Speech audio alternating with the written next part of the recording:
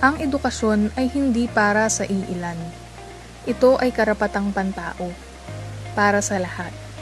Obligasyon ng Estado na protektahan, igalang at tiyakin ang karapatan sa edukasyon ng lahat ng mamamayan.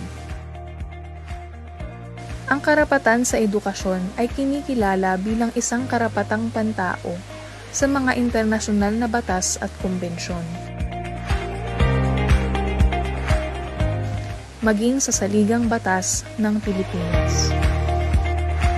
Subalit hindi lahat ng bata ay natatamasa ang karapatan sa edukasyon. Sa buong mundo, mayroong 262 milyon o isa sa bawat 5 bata at kabataan sa pagitan ng edad na 6 at 17 ang wala sa paaralan. Sa Timog Silangang Asya, isa ang Pilipinas na may malaking bilang ng mga bata at kabataan na hindi nag-aaral o ang tinatawag na out-of-school children and youth. Aabot sa halos 10% ng mga Pilipino na may edad 6 hanggang 24 na taong gulang ay wala sa paaralan o isa sa 10. Kinakailangang hanapin kung sino ang mga batang ito at alamin ang mga dahilan kung bakit hindi sila nag-aaral.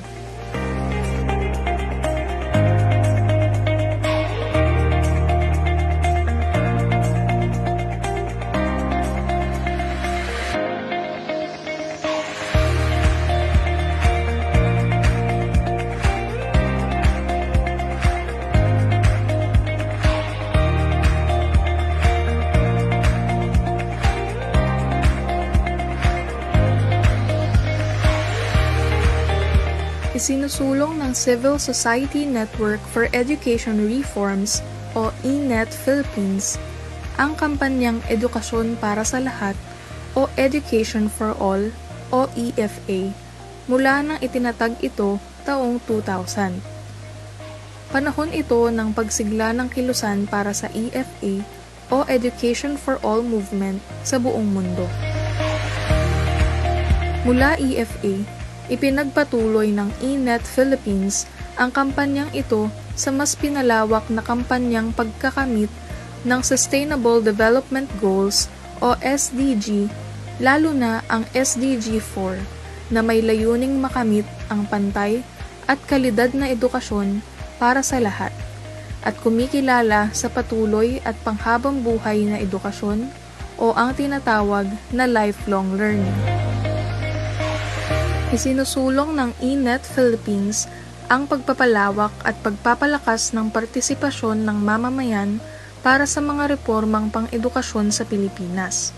Gayon din ang pagpapatupad at pagpapaunlad ng alternative learning systems na naglalayong maabot at maisama ang mga mamamayang mahihirap at naisasantabi.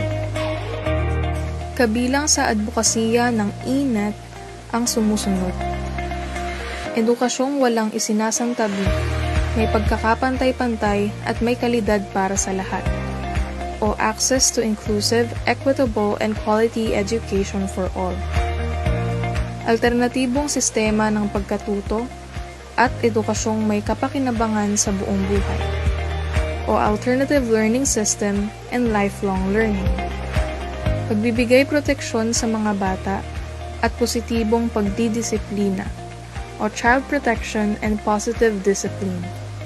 Edukasyong hindi naghihiwalay sa mga may kapansanan o inclusive education for learners with disabilities. Karapatan at kagalingan ng mga kaguruan o teachers' rights and welfare. Sapat na budget sa edukasyon at wastong pamamahala sa edukasyon o education financing and governance. Edukasyong may pagtatangi sa pagkakapantay-pantay ng kasarian o gender equality and education. Para maisakatuparan ang mga advokasya ng ENET, isinasagawa nito ang sumusunod. Pakikipag-ugnayan at pakikipagtulungan sa iba't ibang sektor at education and development stakeholders upang magkaroon ng makabuluhan at maunlad na pagbabago sa mga patakaran at kasanayan sa edukasyon. Pagsasagawa ng mga pagkilos at proyekto upang maitulak ang mga mahahalagang reforma sa edukasyon para sa mamamayang na isasantabi at napag-iiwanan sa lipunan. Aktibong paglahok sa mga proseso ng SDG at SDG 4 sa lokal, nasyonal at internasyonal na antas sa mga plataporma na mayroon ang gobyerno at sa paglikha ng iba't iba pang daluyan ng paglahok ng mamamayan upang maitulak ang pagsasakatuparan sa SDG 4. Pagpapalakas ng kapasidad ng ENET members at partners at pagbibigay suporta sa mga advokasiyang pang-edukasyon at pagsasakonteksto ng SDG 4 sa kanilang sektor at lokalidad. Mahigpit na pakikipag-ugnayan at pakikipagtulungan sa mga regional at pandaigdigang network na nagsusulong ng kampanyang pang-edukasyon. Tinatanaw ng ENET Philippines ang isang lipunang Pilipino na kumikilala at nagtitiyak na ang karapatan sa edukasyon ay batayang karapatang pantao at lahat ng mamamayan ay nagtatamasa ng edukasyong multikultural, patas sa anumang kasarian at mapagpalaya.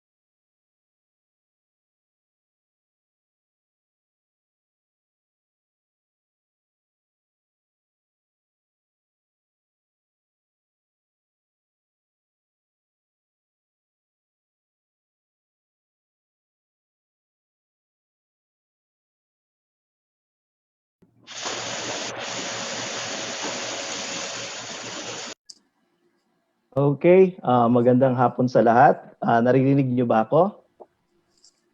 Okay. Magandang hapon. Ako si Mon Mapa mula sa PILCD, naka-base dito sa Baguio.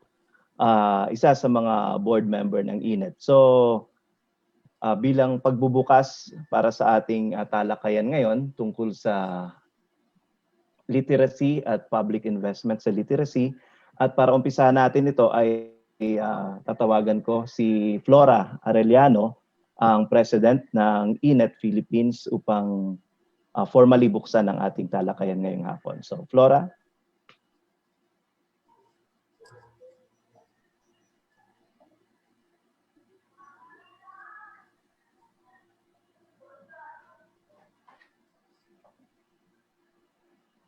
Flora.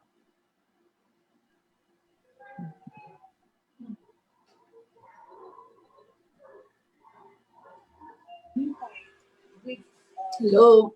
Yeah, okay. So, Flora. Magandang hapon po sa ating lahat.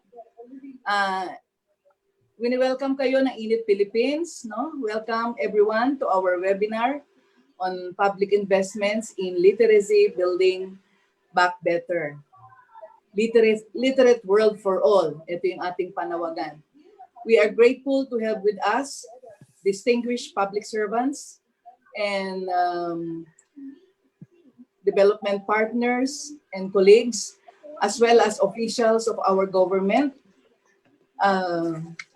namely Senator Sherwin Gatchalian, our champion in the Senate, Ms. Dominic Rubia Tutay from the Department of Labor and Employment, of course, Mr. Enrico Mendoza, the Executive Director of the Literacy Coordinating Council, Engineer Florante L. Herrera from TESDA, Jelermina Abigail Borospe from ECOP, of course, Rene Magtubo from Partido Manggagawa, Olivia Lucas, Unang Hakbang Foundation, and then from our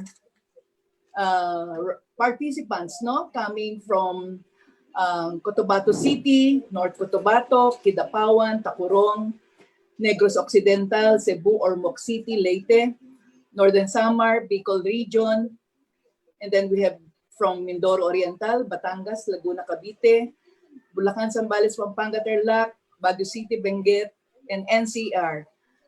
Marami pa po, kaya lang di na natin matawag lahat. To begin with, we are all aware of the impact of the COVID-19 pandemic in the lives of our people and the entire nation. It has immense effects not only on the health, safety, and well-being of learners, students, and teachers, but as well as the economic dislocation brought about to families due to the lockdown also of companies, affecting the employment status of the breadwinners and their reduced income. And worse is the uncertainty of their future life. And education is one of the hardly hit sectors by this COVID-19 pandemic, where the prolonged school closures had its consequent effects on the status of the learners, such as the stress, anxiety, boredom, and depression, exacerbated by the home quarantine, limited mobility within the home setting, and not defined work to do. And this pandemic has also resulted in the paradigm shift of the teaching and learning process in the country. Since the implementation of the community quarantine, face-to-face classes are already suspended, and it comes with the challenge of continuing education through other modes of learning. Access to internet connectivity, electricity, delivery of modules, gadgets, loads, technological and pedagogical skills in the new learning modalities, availability of community facilitators and para-teachers to assist parents and household members in the home school or in the community learning centers. And worse is the retrenchment of teachers in the private schools, and non-renewal of contracts of service are among the concerns and problems we need to address come October 5. In addition to these pressing issues, we say that no one left behind. But data speak that there are about 3.3 million learners who are missing or have not yet enrolled this school year. with DepEd enrollment data as of September 17, showing only 24.9 million public and private students have enrolled, broken down as 22.3 million of last year's public school enrollment and 2.1 million private school enrollees during the last year's private school enrollment. So it is really a huge difference, no, compared with the previous years. Now we want to see the number of learners excluded.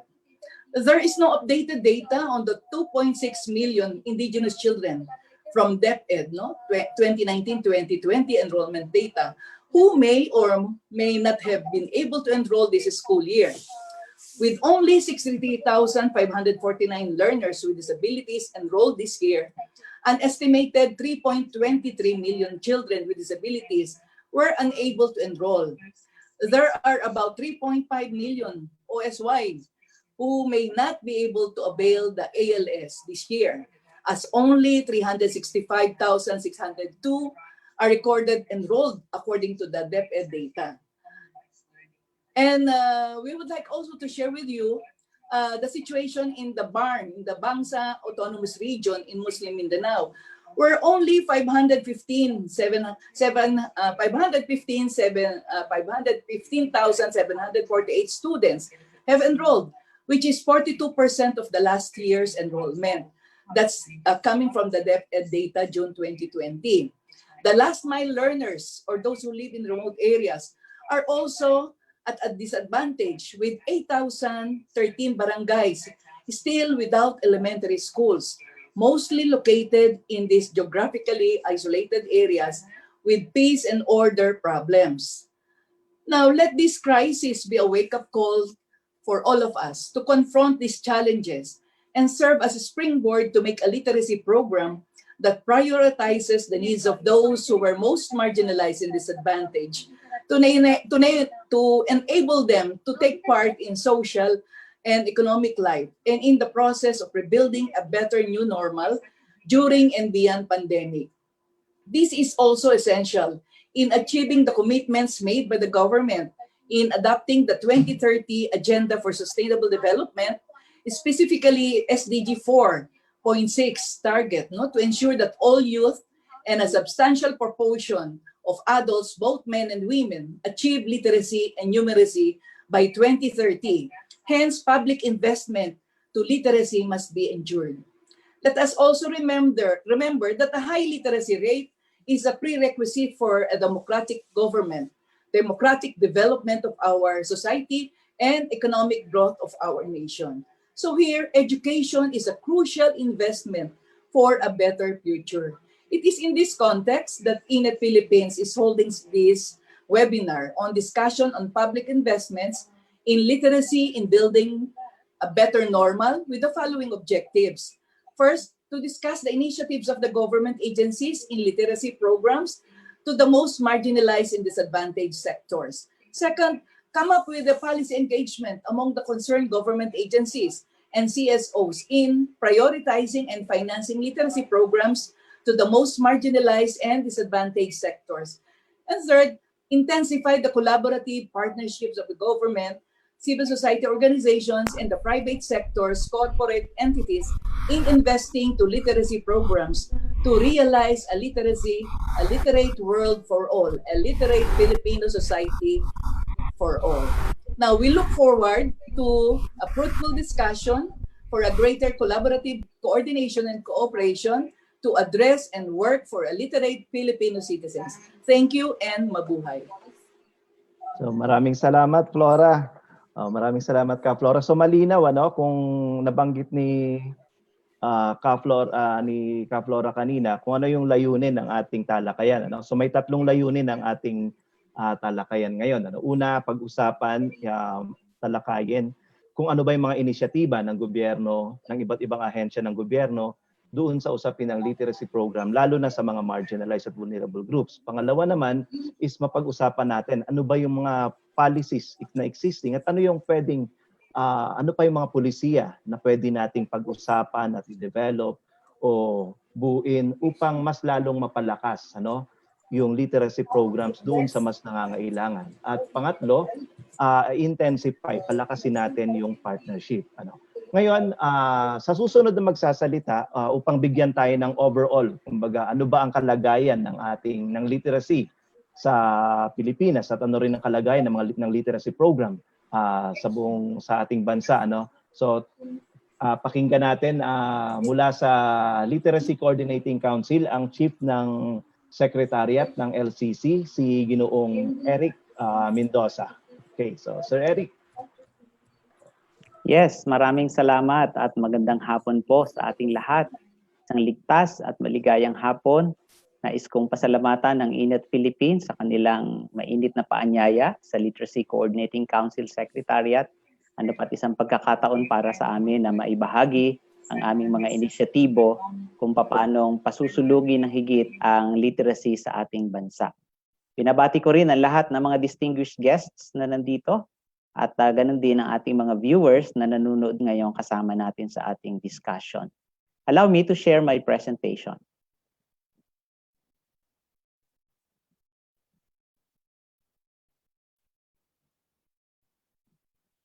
I hope you can see my screen now.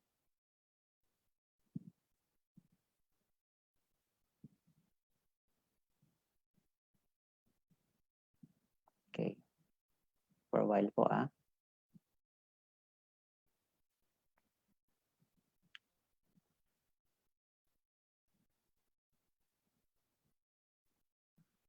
Okay.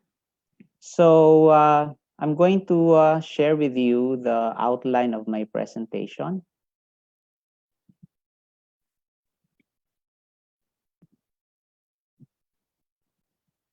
I hope you can see my screen already.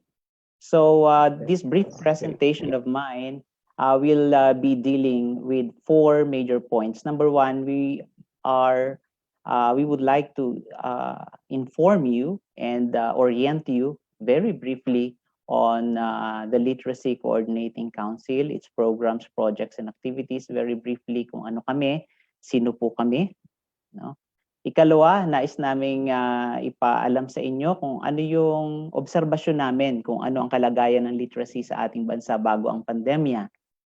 Third, what are the impacts of COVID-19 pandemic on literacy sa perspektibo ng Literacy Coordinating Council at ng Secretariat nito. At ang panghuli, paano tayo babangon? Paano tayo sama-samang susulong sa unahan at magpapatuloy? Ang Literacy Coordinating Council, it was established in 1991 through Republic Act 7165, and it was amended in 2010 by virtue of Republic Act 10122. And the council is composed of the following members. DepEd serves as the chair of the council, and the co-chair is the Department of the Interior and Local Government, or DILG.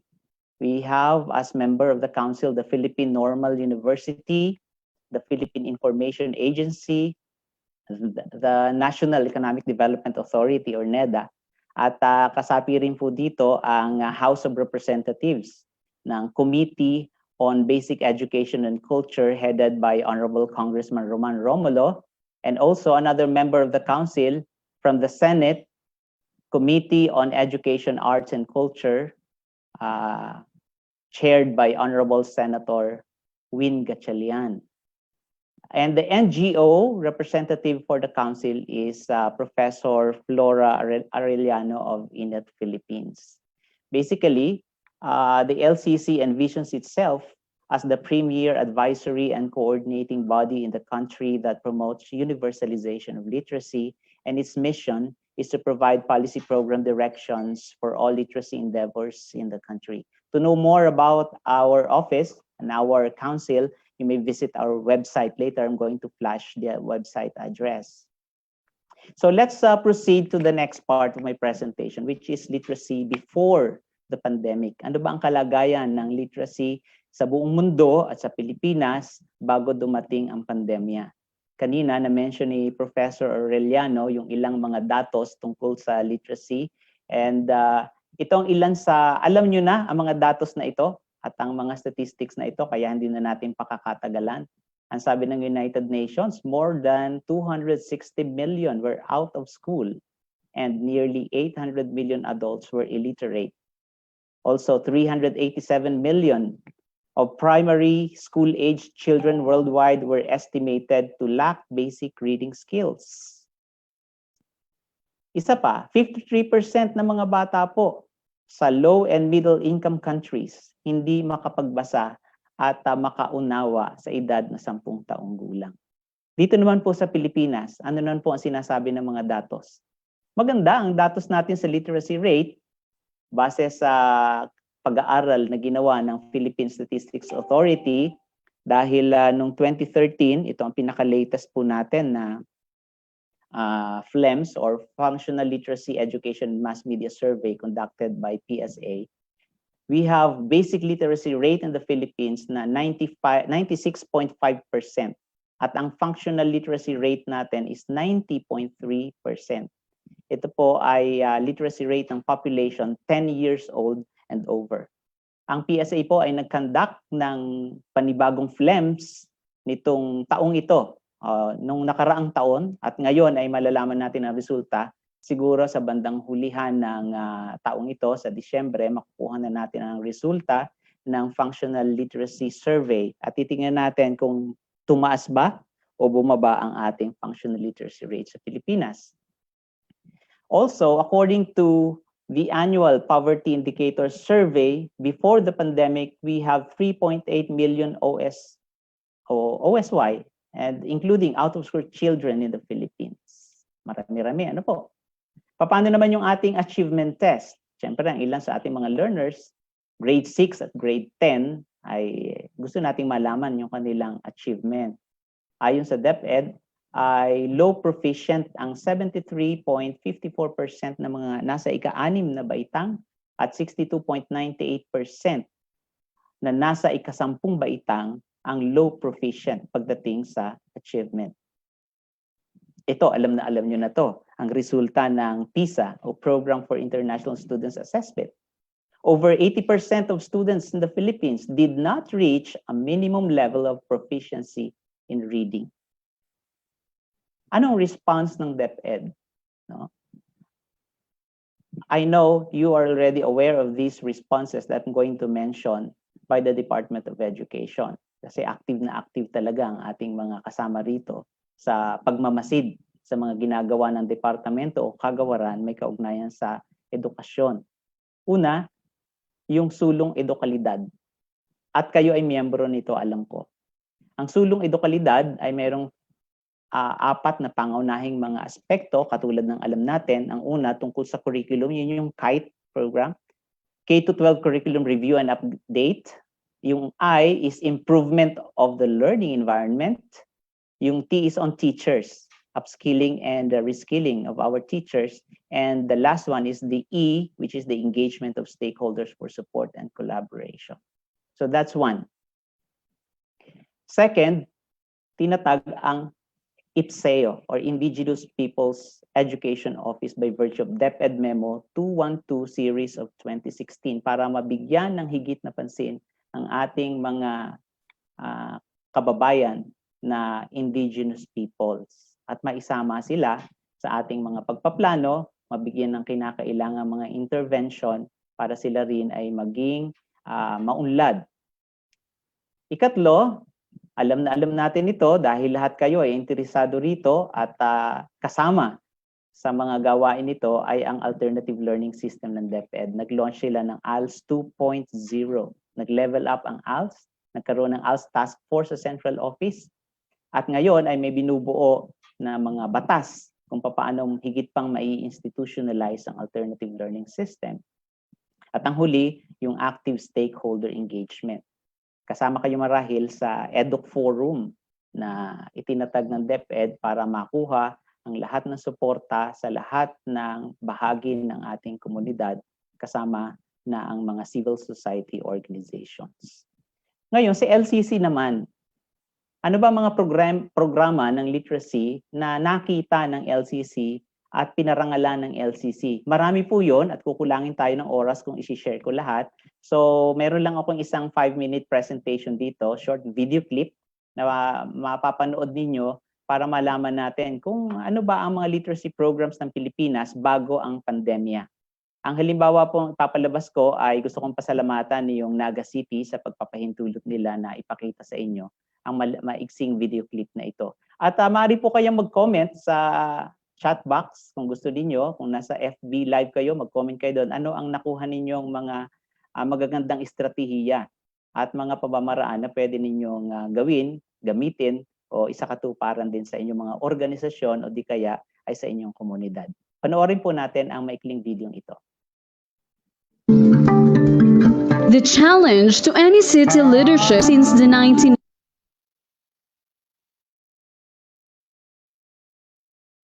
is being able to ensure that the Nagueños continue to have the capacity to meet the demands of changing times so that they can participate in building a maugmang lugar. The city government's literacy initiatives, both basic and functional, address this challenge. These are in the context of the Help Your City Development Agenda introduced by Mayor John Bongat when he first assumed office in 2010.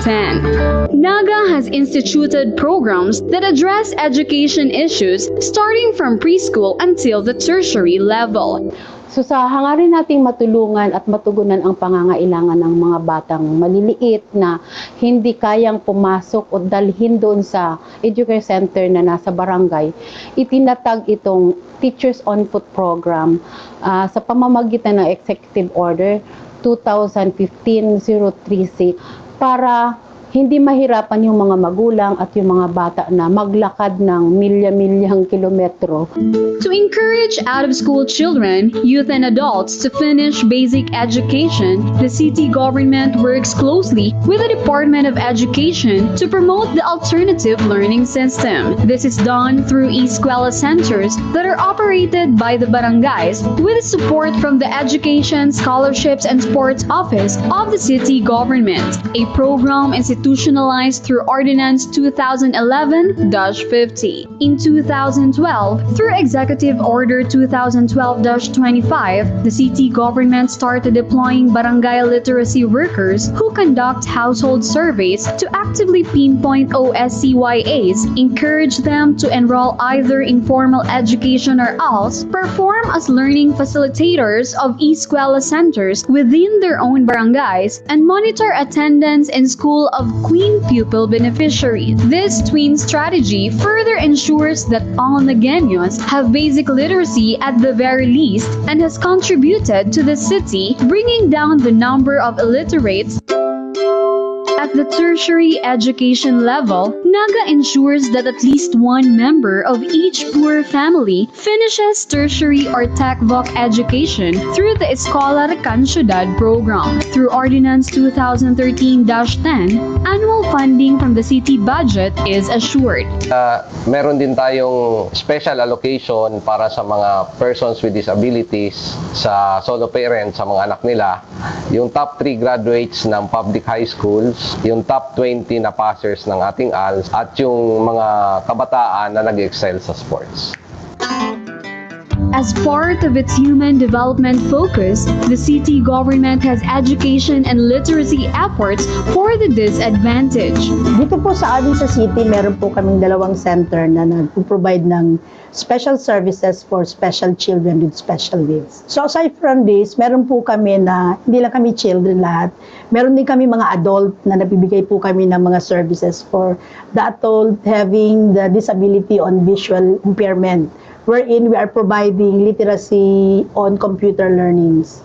So aside from that, meron po kaming mini-maintain na center for the CAR and the CICL children, yung children at risk at children in conflict with the law. The City Population and Nutrition's Office, Pabasa sa Nutrisyon, is a literacy program that targets pregnant and lactating mothers as well as those with malnourished children. There are also programs for special groups. Through training and the provision of facilities, the city has provided livelihood opportunities for the blind and the marginalized. Ang aming pong tanggapan ay nagbibigay ng pagkasanay, hindi lang po sa mga taga-barangay, maginom po sa mga mag-aaral. at lalong-lalo pa sa mga out-of-school youth dito sa barangay para maging katulong namin sa pagresponde, lalo na po pag may mga emergency sa kanilang mga barangay. And awareness campaigns for the general populace, especially focused on solid waste, the Naga River, the city's watershed, and Mount Isarog National Park. The city government has literacy programs for its partners in implementation and monitoring. The City Environment and Natural Resource Office provides continuous capacity building for the Mount Isarog Guardians or MIGs, the people at the forefront of the protection of the Mount Isarog National Park. We use different kinds of media, yung social media natin to the Naga Smiles of the world, where we give the public every information they need, no, on a real-time basis. We also have the Nagagunyan News. No? It's a teleradyo program of the city where the public is informed of the city's activities, programs, and policies. Ginagamit rin natin yung analog base. Meron tayo mga magazines na pinapublish. Naga City has attained so much not because of its leaders. Naga City is what it is today because of its people. But in the end, it will always be the empowerment of the Ganyos that will lift us up.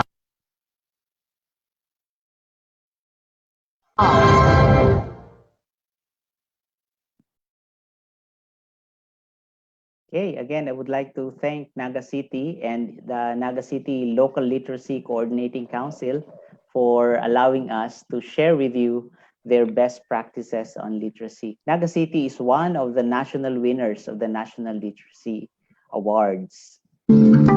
Now, aside from Naga City, we have hundreds of other local government units and civil society organizations, non-government organizations who are really passionate about working on literacy in order for these out-of-school children, youth, and adults to be given interventions and so that they can become literate and be helped to have informed decisions. Aside from that, we have also best practices from the CSOs, like, for example, this Reaching the Unreached Literacy Program. This is a very inspiring story.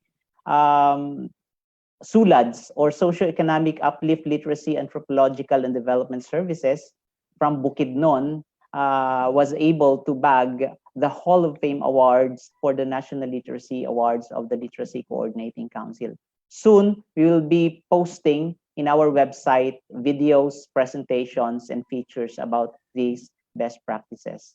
Aside from that, we also have awarded in our coffee table book the ALS Bangkaranukan program. This is from Windel Alvarez from Caraboan, Camarines Sur, and his program is funded by the Yellow Boat of Hope Foundation. We also have Doors and Bridges to Universal Literacy being implemented by the municipality of Plaridel, Bulacan. And for your information, Plaridel, Bulacan has already received the Hall of Fame Award, and the year after that, it was able to garner the Special Award of Excellence in Literacy. So this is a very good program also. Soon you will see these programs featured in our National Literacy Information System, which is currently being developed.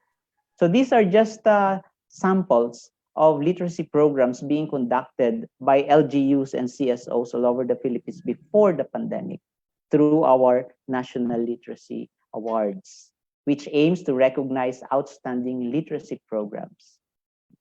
Imagine if you have hundreds, 333 of those being harvested, being shared, and being replicated in more communities all over the Philippines. Those are just the winners. Those that joined in the competition or in the awarding program, some of them have not been counted yet, but these are just the winners. So you can see the amount of support and help that the local government units and the civil society organizations like you who are with us right now are really doing in order for us to combat illiteracy in the Philippines. Now, Very briefly, I know you know this already, and you have your own observations also on the effects of COVID-19 pandemic on literacy. When the pandemic came, what happened to the out-of-school children, youth, and adults, to the marginalized, excluded, and vulnerable? They were the hardest hit by the pandemic, especially those that are non-literates. That's one. Second, the education was disrupted. Third, the landscape of education drastically changed. Even resources were depleted, especially those at the levels of first to third class or fourth to sixth class municipalities. Even partners that support literacy, they were affected. Private organizations, corporations, companies who are supporting literacy at the grassroots levels are affected by the pandemic, that their resources also were depleted, and it affects the programs and projects that they implement on literacy. Of course, it took a toll on the physical, social, emotional, psychological, and mental health, not only of our children, of our out-of-school children, youth, and adults, but also of our teachers, also of our parents, and even ourselves are affected emotionally, mentally, and physically. And it has a great effect, impact on how we continue to move on and deliver the services that we are expected to deliver. Aside from that, teachers were having difficulty in navigating new platforms in the way they teach, in the way they provide learning interventions, especially those at the community levels, community-based literacy programs. Not only pedagogy, but also the content. So teachers are really challenged on that. Even parents are not ready to serve as facilitators of learning at home. So it's a great impact also. Because there's no face-to-face instruction or interaction between the teachers and the learners, there is an imminent learning loss, and the performance level would definitely become low. Imagine, nung bago mag-pandemic, low na nga. Di lalo na ngayon dumating ang pandemic. But don't worry, DepEd is doing something. A lot of things actually. And I'm sure, alam nyo na, aware na kayo dito sa ginagawa ng Department of Education para respondihan ang mga pangyayaring ito, ang mga epekto na idinulot ng pandemya sa ating mga mag-aaral, sa ating mga paaralan, sa ating mga teachers, sa ating mga community learning centers, at maging sa ating mga magulang o sa mga magulang ng ating mga parents. Marahil ay nabalitaan ninyo at narinig ninyo at nabasa na ninyo yung Basic Education Learning Continuity Plan ng DepEd o LCP mula sa central office hanggang sa mga paaralan para matiyak na ang lahat ng mga pangangailangan ay matutugunan. Nagkaroon ng adjustment sa curriculum. Marahil narinig nyo na yung MELCs o yung Most Essential Learning Competencies. Sa napakaraming competencies na nasa curriculum ng DepEd, pumili lang ang DepEd ng mga most essentials. Na sa ganon, kahit na mahirap ang pagtuturo sa tahanan o sa mga komunidad, tiyak na yung mga pangunahin, mga essential na mga learning competencies ay maituturo sa ating mga mag-aaral. At hindi lang sa formal education ito, pati sa non-formal education ay meron din ito. Ang ALS, ang ADM, o Alternative Delivery Modes, ay higit pang pinaigting. Nagkaroon ng iba't ibang mga modalities sa pagtuturo at sa pagkatuto gamit ang iba't ibang mga pamamaraan tulad ng self-learning modules. TV, marahil napanood nyo na rin ang mga ipinapalabas na mga lessons sa telebisyon para sa ating mga learners. At ang ALS ay maaaring matuto rin ang mga learners nito sa mga TV. Kahit nga sa mga private schools, pwede rin silang manood niyan kasi lahat ay may access dyan. No? So lahat talaga ng mga mag-aaral ay makikinabang sa pamamaraan ito ng pagtuturo gamit ang telebisyon, gamit ang radyo, at ang ilan naman ay sa pamamagitan ng internet. Marami din na mga batas at mga bills na pinag-uusapan ngayon. No? Halimbawa, sa Senado, meron silang pinag-uusapan na bill tungkol sa Education in the New Normal Act. So kung hindi dumating itong pandemya, hindi maiisip itong mga bills na ito. So magandang pagkakataon na talagang nag-uusap-usap ng lahat, nagtutulong-tulong ang lahat at gumagawa ng paraan upang makapagtatag ng mga tuntunin, mga batas, mga alituntunin at mga programa para matulungan ang ating mga vulnerable, mga disadvantaged na mga mag-aaral o mga adulto na hindi pa nag-aaral o ang mga mag-aaral na dati mag-aaral pero ngayon ay nasa labas ng paaralan, either sa formal education o sa informal way of learning. Merong mga batas tungkol sa pag-i-include ng pandemya, halimbawa yung Senate Bill 1674, Inclusion of Pandemics in the Curriculum. Meron ding Basic Online Learning and Basic Education Act of 2020, that's Senate Bill 1460. Pagtuturo ng teaching o ng disaster and awareness and disaster mitigation, no? Mandatory disaster relief and response. Napakarami po. Kukulangin tayo ng oras para talakayin ang mga ito. Pero ang magandang pangyayari, dahil nga dito sa pangyayaring pandemya, ay nagkaroon ng pagkakataon ng ating mga mambabatas na mag-isip at gumawa ng mga kinakailangang mga batas na sa ganon matugunan ang mga pangangailangan. Outpour of support from stakeholders. Kayo po, malaki po ang tulong ninyo. Malaki ang tulong ng mga partners. Malaki ang tulong ng mga LGUs para ma-fill yung gaps, no? At matulungan ng DepEd sa pagharap sa problemang ito. So how do we move forward and how do we invest in literacy? Ang council po, ang secretariat ay nakalap itong mga recommendations na ito mula sa mga pagpupulong, mula sa mga suggestion, recommendation ng aming mga stakeholders. Number one, we have to seriously think of applying futures thinking in literacy.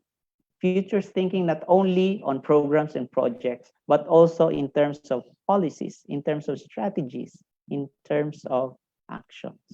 Number two, we have to revisit and redesign our programs in order for us to be able to adapt to the new normal in literacy.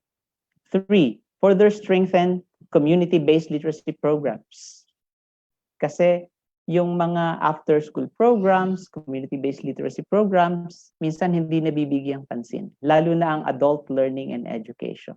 Kaya ngayon na ang panahon para pagtibayin ito. Dahil nung bago ang pandemya, struggling tayo na magkaroon ng ganito mga programa. Di lalo na ngayon. Kaya higit pa nating pagtuunan ng pansin ang pagtatatag ng mga ganitong uri ng programa sapagkat ito magpapangyari para maabot natin sila at makuha natin yung ating tunguhin na goal na sustainable development goal. Number 4, invest in open and distance learning opportunities.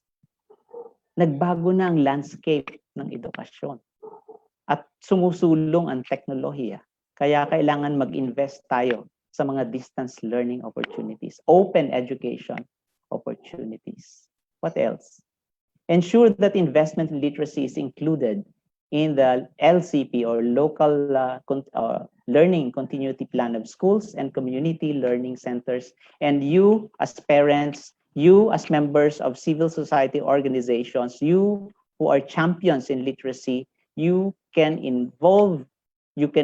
engage yourself with schools and community learning centers so that when they make their school improvement plan, you can always ensure that investment in literacy, especially focusing on the marginalized, excluded, and disadvantaged learners are included in the plan of schools and learning centers. Next, influence lawmakers, not only influence, but perhaps lobby, support lawmakers and help them develop new laws. Even local chief executives, not just the senators and the congressmen, but also local chief executives, so that they can create new ordinances that are adaptive of the current situation, not only now during the pandemic, but beyond. Adapt the whole of society approach, strengthening partnerships and community engagement. At kayo po ang tinutukoy dito, ang patuloy na pakikipagtulungan ninyo, ang patuloy na pagsasakripisyo ninyo at pagsisikap ninyo na tulungan ang pamahalaan at ang DepEd particularly para mapasulong ang kalidad ng ating edukasyon at huwag maiwan ang mga binabanggit nating mga uri ng mga mag-aaral at mga tao sa mga komunidad. And lastly, ang LCC, ito po ang talagang gustong-gusto namin na matulungan kaming ma-develop. Yung advocate the culture of love for daily reading and writing. At maraming mga NGO, CSO po ang ganito ang kanilang programa. No? I-develop natin yan. Yung araw-araw na pagbabasa, araw-araw na pagsusulat. Na sa ganon ay mas marami pa ang maging mga literate at magumanda ang buhay sa ating bayan. And I have three more slides to go. I saw this when I was researching on this topic. The message from Her Royal Highness Princess Laurentine of the Netherlands. Sabi niya, let us use this crisis to tackle the challenges that were already staring us in the face a long time before COVID-19 was in our midst. Di ba? Yung challenge na yan, dati pa yan eh. Hindi naman bago yung challenge eh. This pandemic should be the final wake-up call to put into practice what we actually already knew was necessary to enable everyone to read and to write. Napaka-inspiring na message galing sa kanya. At syempre, ang ating DepEd Secretary, during the budget hearing sa Senate po, nitong nakaraang linggo lang, ito yung kanyang mensahe. Sabi niya, truly, no amount of challenge can cripple a strong institution if mind and spirit of its people becomes bigger than any challenge, even this dreadful pandemic. So nakakatakot pero hindi tayo dapat matakot sa mga challenge at mga hamon at mga pagsubok na ito. Sa halip, ito magbibigay sa atin ng pagkakataon para magsama-sama at magtulungan. In closing, may we all be reminded today that as we cross over during this trying time, we are always bigger and stronger than what the circumstances seemingly dictate us because of our unity and resiliency. All these present hurdles are disguised opportunities for us to recalibrate, to team up, and to strive for the best of the marginalized, excluded, and vulnerable children. Yes, may our partnership and passion for literacy flourish even more in this time of pandemic and beyond. After all, strongest individuals and teams are seasoned by the fiercest storms. So may this pandemic serve as a wake-up call for us so that we will become seasoned, so that we can help the out-of-school children, youth, and adults. And by these fiercest storms of COVID pandemic, may we all work together so that we can achieve our goals. Thank you, and please follow us on Facebook, visit our website, and if you know more about our programs and projects and activities, and if you want to collaborate with us, please contact us and send us an email at lcc@deped.gov.ph. Once again, maraming salamat sa pagkakataon po na ibinigay ninyo sa amin sa LCC Secretariat. Okay, maraming salamat Mr. Eric Enrico Mendoza mula sa Literacy Coordinating Council sa isang napaka-comprehensive na pagbibigay ng landscape ng ating ng literacy sa ating bansa. So mula doon sa sitwasyon, kung ano yung mga kinakaharap na challenges at ano yung parang future din na kinakaharap given itong crisis na kinakaharap natin mula sa crisis ng COVID-19. Doon sa mga bagong pasok pa lang sa ating online webinar, welcome sa ating discussion on public investment in literacy in Building Back Better. Okay, ngayon ang programa natin ay tatakbo, may mga bisita tayo, may mga magtatalakay mula sa iba't ibang ahensya ng gobyerno, mula sa TESDA, mula sa DOLE, at mula rin sa ECOP, At pagkatapos ng mga presentasyon na yon ay magkakaroon tayo ng bukas na talakayan. Ngayon sa pagpapatuloy ng mga presentation, tatawagan naman natin mula sa Senate si Senator Sherwin Gatchalian, ang chairperson ng Committee on Basic Education, Arts and Culture mula sa Senado upang ibahagi naman kung ano yung mga direksyon at ano yung mga inisyatiba sa larangan ng pulisiya pagdating sa usapin ng edukasyon at literasiya. Okay, so magandang hapon po, Senator Sherwin Gatchalian.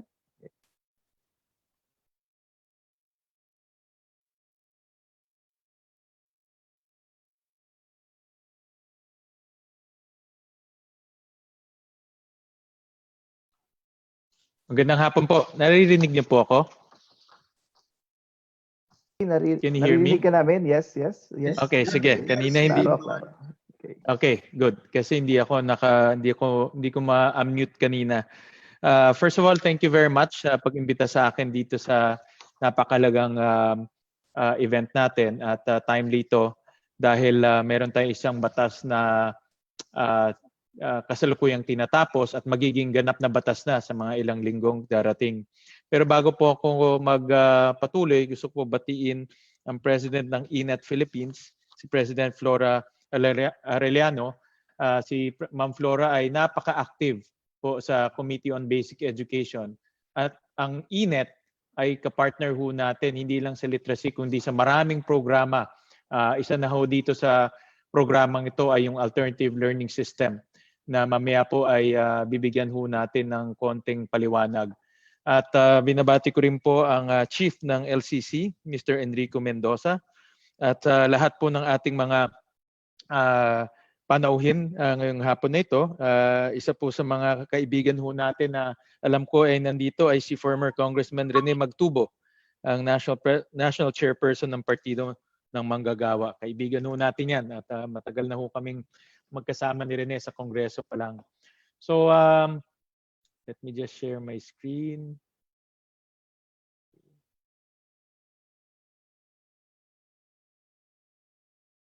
Alright, so nabanggit ho natin kanina na isa sa pinaka mahalagang partisipasyon po ng INET ay yung pagsasabatas po nitong alternative learning system. At ito po ay napakahalaga dahil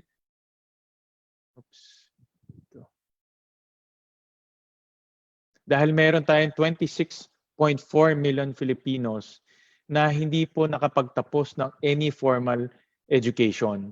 So nakasama na ho natin dito yung mga kasama natin na tinatawag natin illiterate o hindi kayang magbasa at magbilang. At marami rin dito sa ating mga kababayan ay hanggang elementarya lang po ang tinapos. So mahalaga itong alternative learning system mo natin dahil ito po ay magbibigay ng second chance o pangalawang pagkakataon sa ating mga kababayan. Marami sa ating mga kababayan po ay di naman nila kagustuhan na hindi mag-aral. No? Marami dito ay hindi nila nagawa yung pag-aaral dahil sa kahirapan. At kung titignan natin ang populasyon ho ng Pilipinas, ng ating bansa, 24%.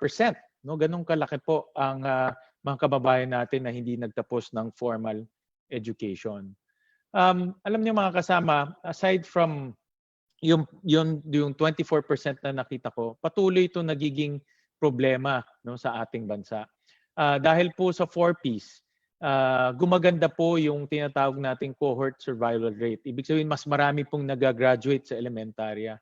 Dahil nga ho sa 4Ps, dahil kasama sa kondisyon ng 4Ps, ay yung pag-aaral ng bata. At makita natin yung dropout rin sa elementary ay pababa rin na pababa. Almost zero na, o close to zero, ang dropout rate sa elementarya.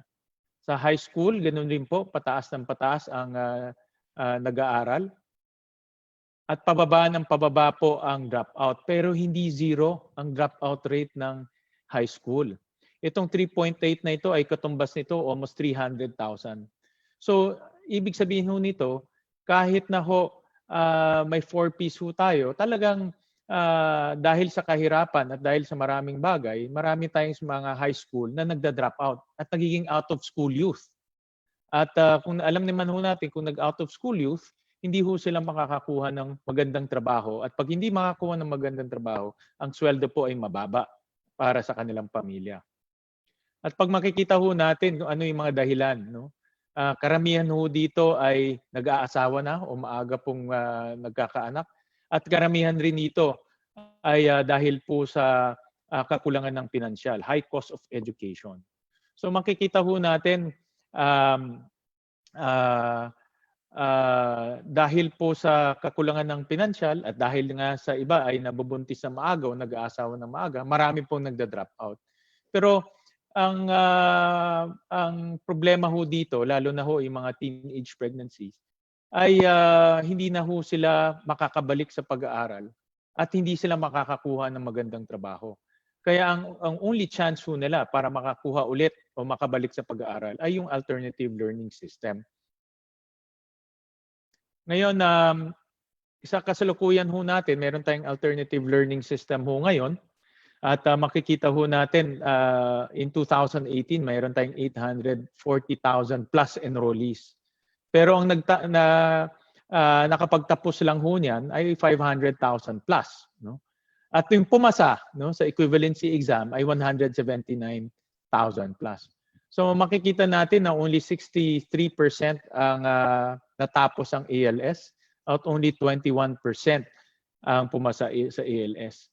So malaking hamon ho para sa gobyerno na itaas po yung completers at mas malaking hamon itaas yung passers, no? Dahil hindi lang naman ho sapat na ikaw ay natapos mo, but importante na pumapasa ka rin. Kung hindi, sayang naman yung pera na inilalaan po ng pamahalaan sa ALS program ho natin. Ito ay malaking hamon na kailangan din ho namin ang tulong at ang karanasan ng private sector. Ngayon, ang ALS ay mahalaga, no? At ito ay galing po sa isang World Bank study. Mahalaga hindi dahil nagbibigay ng second chance o pangalawang pagkakataon. Hindi, marami rin pag-aaral na nagsasabi na 57% ng pumasa ng ANE, yung equivalency exam, ay pumabalik po ng pag-aaral versus only 30% yun sa mga hindi pumapasa ng ANE. So makikita natin na yung mga pumapasa po ng ALS, nagpapatuloy po sa kanilang pag-aaral. At maganda ito dahil kung siya ay nakapagtapos ng college, pwede siyang makakuha ng magandang trabaho. At ganun rin po doon sa trabaho. No? 71% po ng pumasa ng ANE ay nagkakatrabaho. No? Versus only 57% ang pumapasa ng ANE ay nagkakatrabaho. Pero makikita ho natin dito yung full-time job, no? At yung self-employed. Napakalaki pagdating po sa pumapasa ng ANE. Ibig sabihin yung mga pumapasa, ang trabaho nila ay full-time o iba ay nagnenegosyo versus maliit lang po pagdating sa hindi pumapasa. Siguro pinaka magandang example po sa ALS passer, no? Na nagbalik-aral sa kolehiyo at nakakuha ng magandang trabaho ay yung aming pambansang ALS model na si Senator Manny Pacquiao. No? Dahil siya ay isang ALS graduate, tinapos niya yung kanyang pag-aaral. Sa kasalukuyan nga, nagmamaster sa University of Makati at ngayon ay senador na. No? So makikita natin na yung success ng alternative learning program. Pero mga kasama, maraming hamon talaga. No? Dahil nga almost 24 million no? ang nangangailangan ng programang ito, no? At makikita natin ngayon na kasalukuyan ang teacher to ALS learner ratio is 88:1, no? So 88 students or 88 ALS learner per teacher, per ALS teacher. At yan ang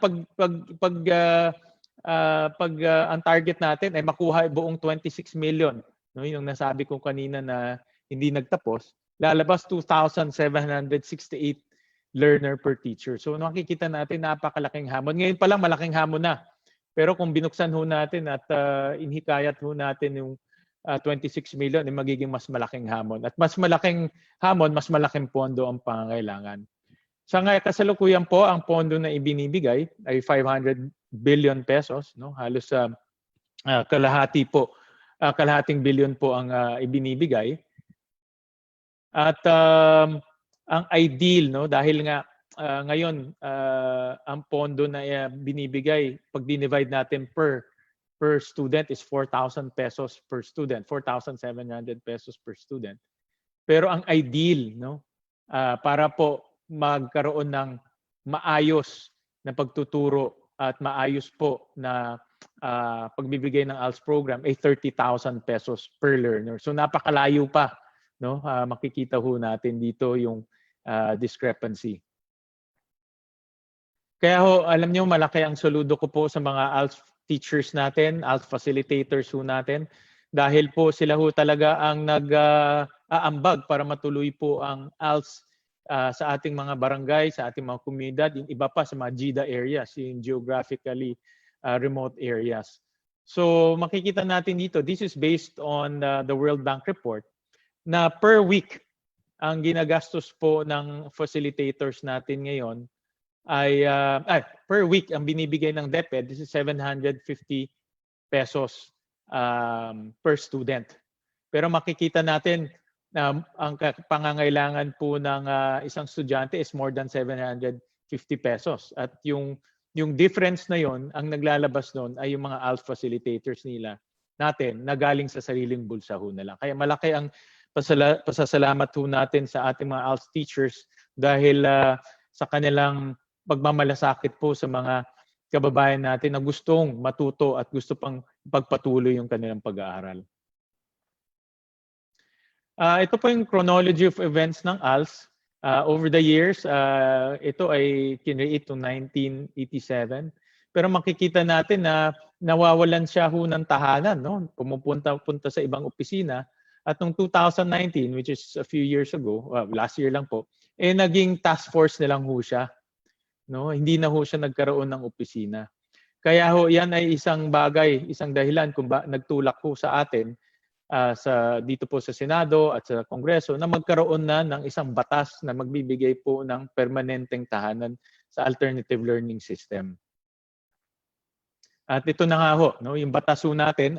To be honest about it ho, today, pepirmahan na ho namin yung Bicameral Conference Committee report. Ibig sabihin, ito na ho yung final na batas na napagkasunduan po ng Kongreso at ng Senado. At today rin po is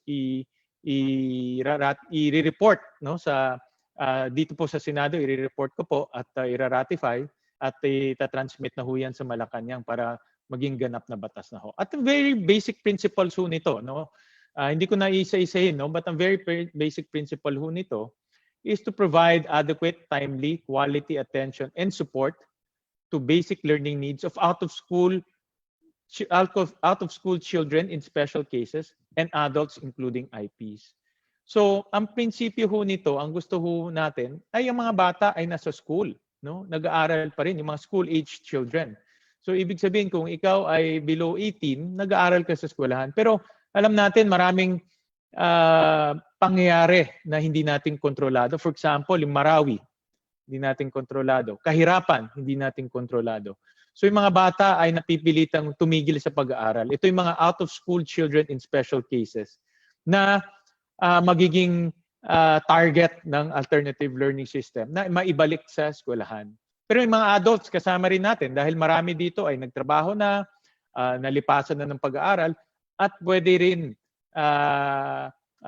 rin maging kliyente ng alternative learning system. Sila rin po ay target ng alternative learning system para po mahikayat bumalik ng pag-aaral. Pero i-emphasize ko ho, no, dito po sa isang point, a parallel learning system that provides a viable alternative to the existing formal education instruction. So ibig sabihin, hindi natin papalitan yung formal education with ALS.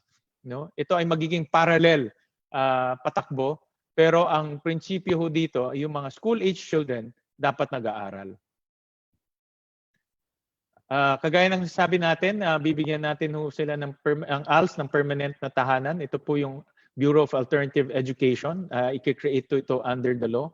At doon po sa last, no? Teka, ayan, pwede pala. Ito po, dito po sa last, ay pwede ho magkaroon ng micro-certification. No? Alam naman ho natin na 10 months bago matapos ang ALS. Pero yung iba gusto nang magtrabaho. No?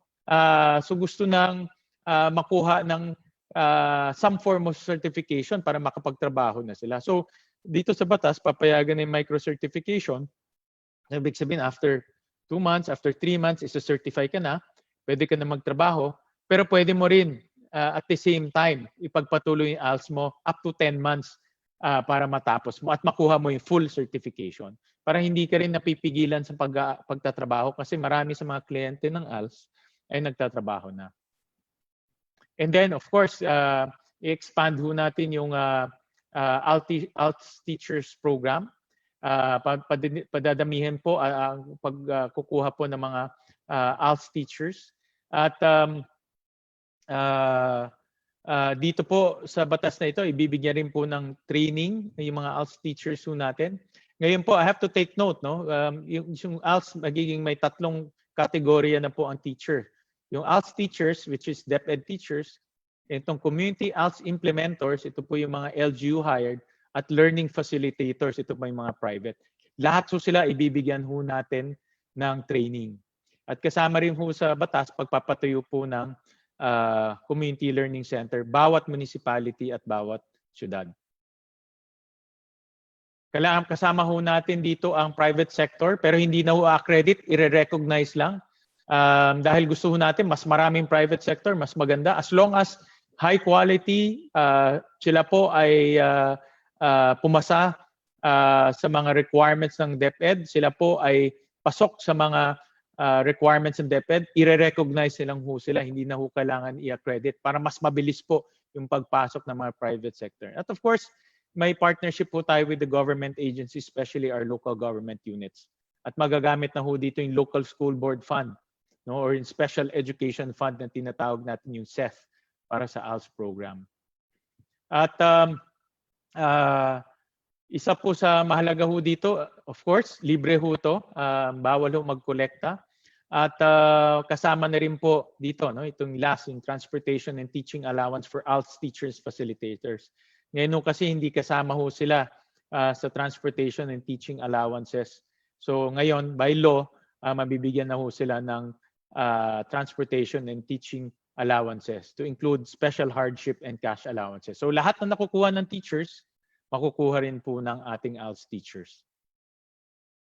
So just to share with you our program in Valenzuela, dahil nung tayo po ay mayor ng Valenzuela, isa po sa aking panlaban sa out-of-school youth ay alternative learning system. At sa Valenzuela, malawak rin po ang aming alternative learning system program na tinay up po namin sa aming Polytechnic College. No? Ito po yung tawag namin alternative learning system building. Pero ngayon, marirename na ito to Community Learning Center. Ito po ay katabi ho to ng aming Valenzuela City Polytechnic College na nagtuturo naman ng short-term TESDA courses. So ang prinsipyo ho namin sa Valenzuela, hindi lang sapat na makuha mo yung A&E mo, yung equivalency certification, kundi dapat meron ka ring skills para makahanap ng trabaho at nasa isang compound sila. So yung mga alternative learning system clients ho natin, diretsyo pinapasok ho namin sa skills training, test the skills training, depende ho sa kanilang interest. At isa rin po sa natuklasan ho namin ay yung marami sa mga dropouts. Kanina nakita natin na doon sa enrollees, only 60% ang nagko-complete. Natuklasan ho namin na maraming nagda-dropout dahil sa yung mga materyales, yung mga basic items na pag-aaral, ay marami sa ating mga kabayan na hirapan bilhin nun. At nagda-dropout ho sila, especially yung mga bata pa. No? So, nag-distribute ho kami ng aming alternative learning system kit para makatulong ho sa makabawas sa gastusin ng mga ALS learners ho natin. As much as possible, zero yung gastos nila. So sa Valenzuela ho, nagbibigay ho kami ng kit para po makatulong po, makabawas. So at least ma-eliminate na nga namin yung aming yung kanilang gastusin. So ito po yung aming dalawang counselor. Chairman ho isa ng Basic Education Committee sa Valenzuela, si Chari Pineda. At yung counselor namin si Rovin, chairman ng Higher Ed. Ito po si Dr. Zervano, our superintendent, school superintendent sa Valenzuela. So ito po yung isang example ng isang kit ho namin na kasama na ho ito lahat ng pangangailangan nila para makatapos po ng pag-aaral ho sila. So once again, thank you very much po to ENET being a partner of the Basic Education Committee in the Senate. The Basic Education Committee in the Senate is your committee. It's not the Senate committee, it's not Win Gatchalian's committee, but it's a committee of education advocates. At gamitin ho natin itong committee na ito para gumawa pa ng mga mahalaga at makabuluhang mga batas na makakatulong po sa ating mga kababayan. Higit sa lahat, doon po sa nangangailangan po ng second chances o pangalawang oportunidad para makapagtapos ng pag-aaral. Thank you very much.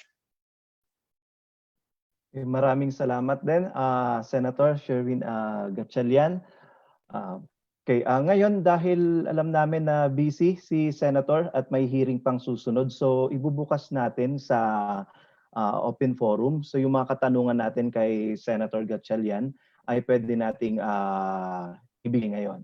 Okay, so open tayo for a very brief open forum with Senator Gatchalian. Okay, so sa mga may katanungan, please just raise your hand or... Mon? Yes, ayan, si May. Magandang hapon po, Senator Win Gatchalian. Actually, sinulat ko na sa chat box yung tanong ko kasi kala ko mababasa. Pero sige po, ganito po, Senator. So sa ENET Philippines din po ako. So magandang hapon po. Sa pinakahuling datos ng DepEd para sa ating basic education on learning continuity plan sa enrollment, nasa mahigit 300,000 lang po ang enrollment sa ALS. So malayo po to sa dating target ng task force na 2 million. So ano pong imumungkahi nyo para maipataas pa ang enrollment natin sa ALS? Salamat po. Napakagandang tanong yan, May. In fact, challenge talaga ngayon. Especially under the pandemic. Makikita natin may nawawalang 2.3 million students in the formal education. No? Karamihan dito ay nasa private school. Almost 2 million sa private school alone. No? So,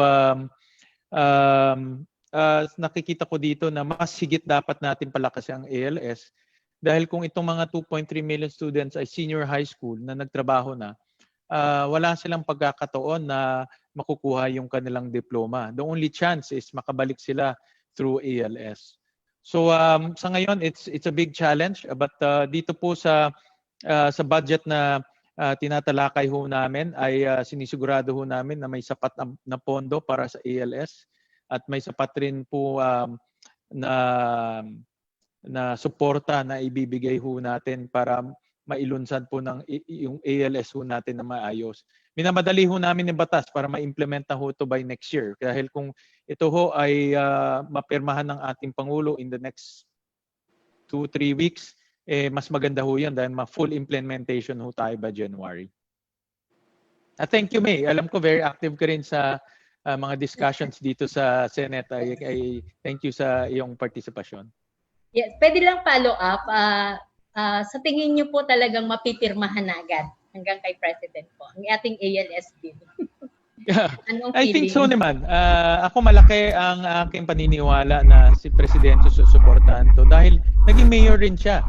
No, si Pangulo natin ay 23 years na mayor. So alam niya itong programa na ito at naniniwala ako na naintindihan niya ang na mahalaga itong programa na ito. So hindi ko nakikita naman na magkakaroon tayo ng problema sa Malacanang.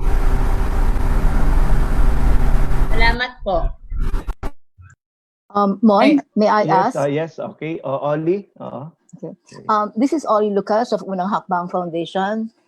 Senator Win, and thank you very much for being here. Now, I have a question with regards we are going to have ALS centers in communities. There are also meant to be local literacy centers.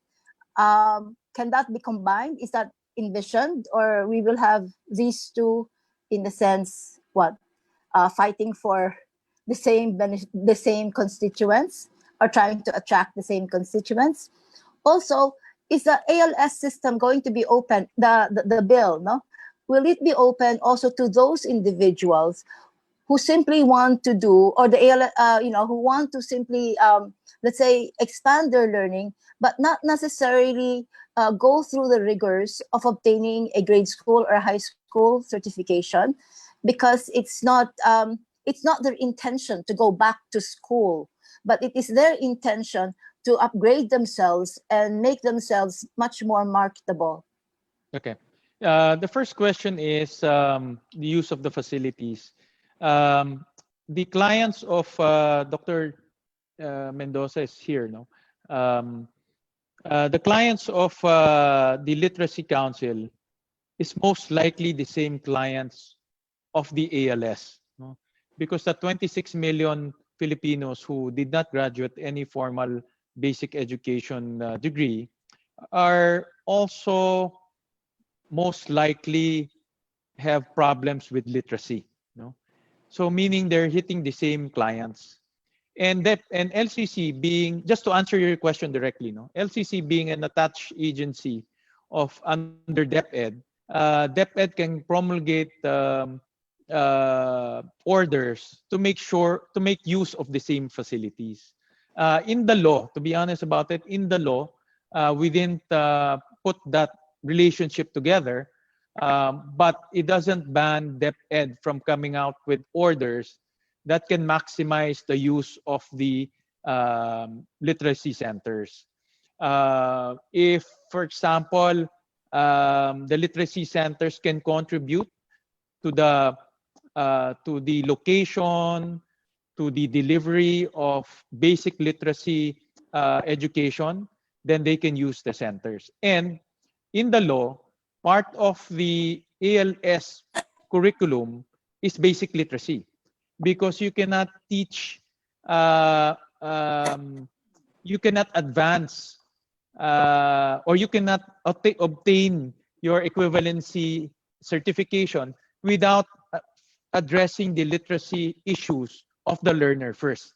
So the first step is the literacy, no? Reading, writing, basic mathematics, and then next is to go to a much higher degree of learning to achieve your E&E certification. So that's number one. And then number two, you're absolutely correct. That's the logic why we included micro-certification, because we found out from the World Bank study, as well as also from on-the-ground stories, that a lot of our learners are already working. And some of them would want to take the ALS without sacrificing their employment, obviously, for livelihood reasons. And some of them also want to just advance their learnings. So the micro certification will be the tool to achieve that incremental knowledge that they want to obtain.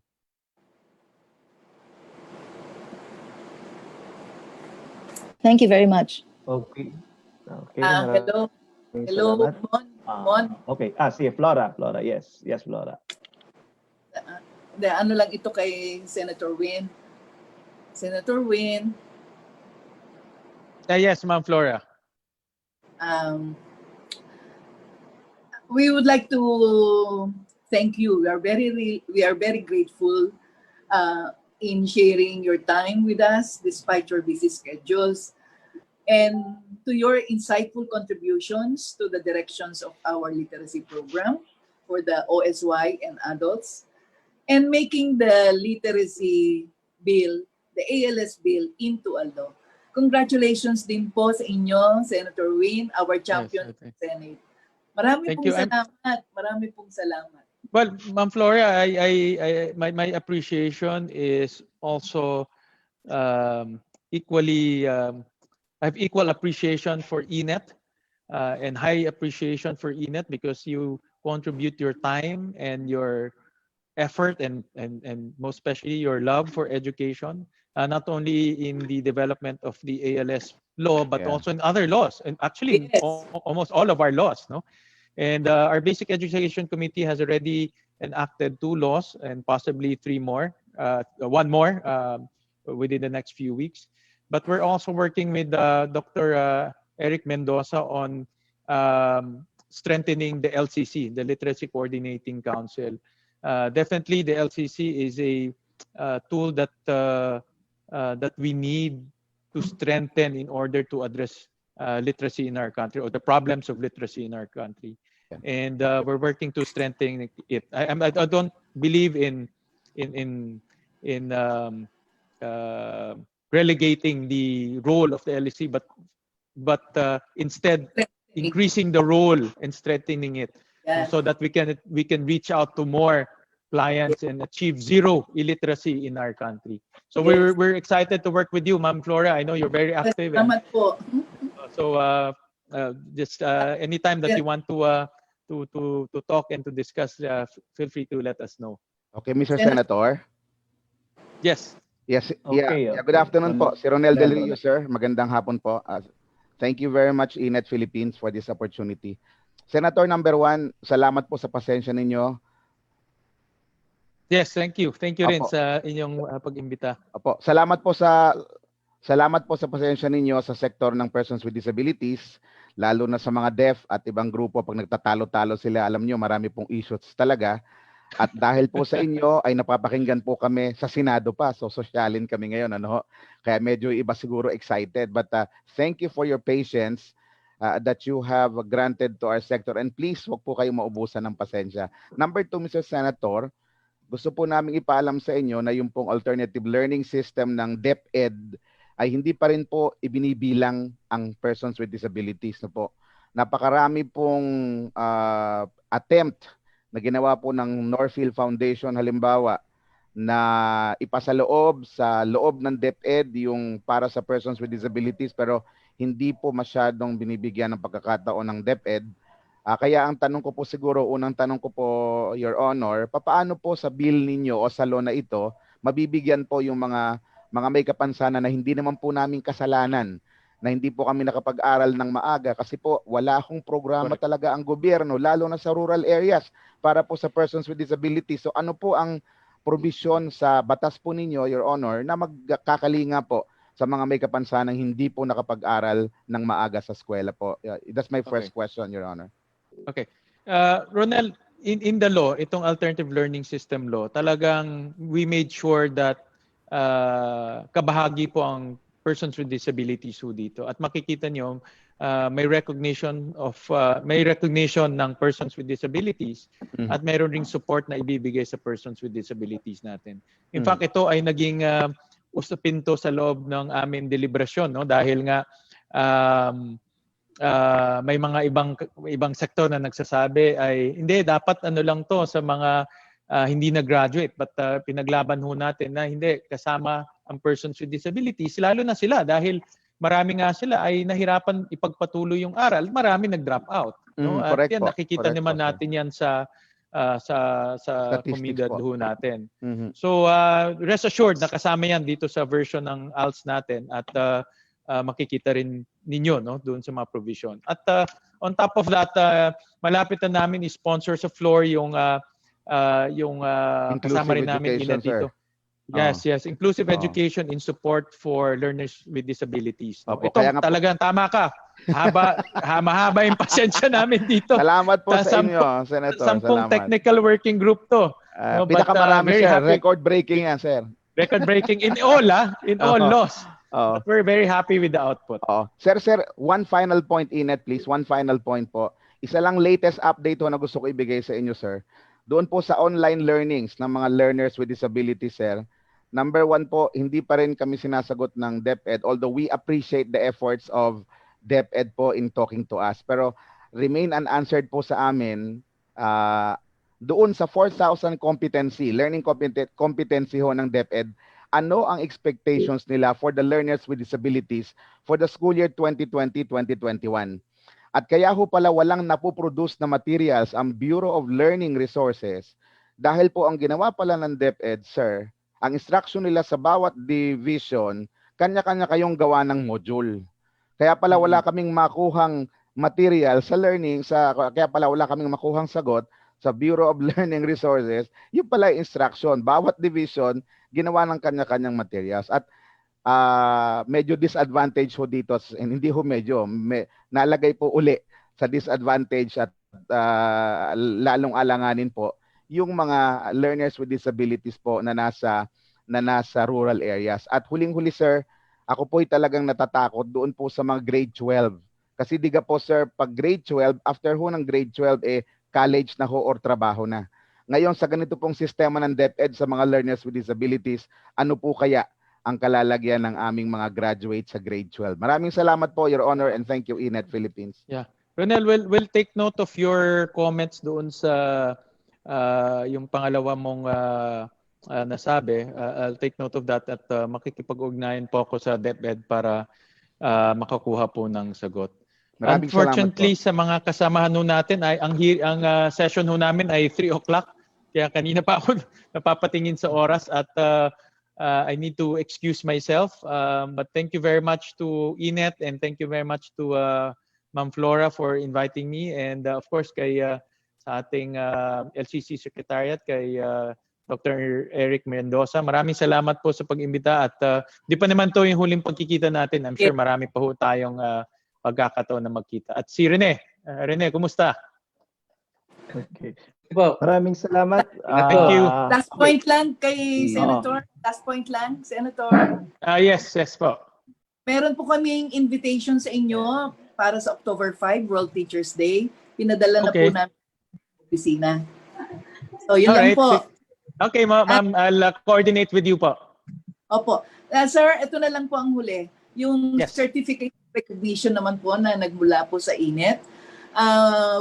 INET Philippines awards the Certificate of Recognition to Honorable Sherwin T. Gatchalian, Chair, Committee on Basic Education, Arts and Culture, Senate of the Philippines, in grateful acknowledgement of his distinguished public service and insightful contributions as resource speaker during the discussion on public investment in literacy to build back better. Given this 29 September 2020, Manila, Philippines, signed yours truly, Flora C. Arellano, President INET Philippines. Maraming salamat po, sir. Thank you, Ma'am Flora. Maraming salamat. Po salamat. natin ang ating champion sa Senado.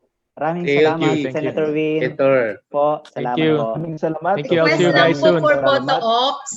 Yeah, sige po. Sir, bakit pwedeng Photo ops lang po, Senator. Yes. Daryl, please. Kasi pupunta na sa hearing si Senator. Opo. Ako na lang po mag-picture. Yes po. Pa-open na lang po ng camera. Okay po. Sige po. And meron po tayong 3 frames. Okay po. So, 3 beses po tayo mag-smile. Sige po. Sa first frame po, 1, 2, 3, smile. Okay. Then, sa next frame naman po, 1, 2, 3, smile. Okay. Then, yung third frame po, mga nakasarado na po yung camera. Okay na po. Thank you. Thank you. Salamat. Maraming salamat. Thank you, Senator Win. Senator, salamat po. Inet, thank you very much. Thank you, Caroline. Thank you so much, Sir Senator Sherwin Gatchalian. Maraming salamat. Okay, sige. So sa pagpapatuloy ng ating webinar, may mga susunod pa tayong magpe-present. At ngayon naman, tawagin naman natin mula sa Department of Labor and Employment si Dominic Rubia Tutay upang magbigay naman sa atin ng sitwasyon ng adult education sa hanay ng mga manggagawa at mga empleyado. So si Dominic Rubia Tutay ay Assistant Secretary for Employment and General Administration ng Department of Labor and Employment. So magandang hapon, ma'am, at go na po tayo. Salamat po sa INET, sa atin pong kagalang-galang na Senator Gatchalian, kay Karine at sa lahat po ng kasama po natin dito sa meeting na ito. If I can just share my slide, please.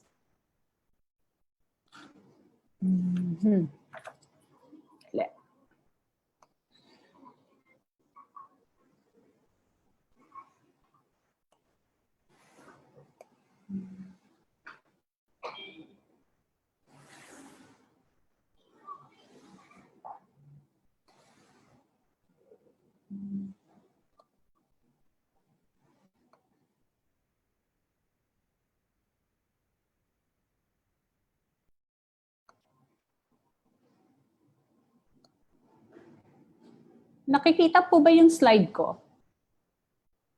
Hindi. Hindi po. Hindi pa. Okay. Wait lang.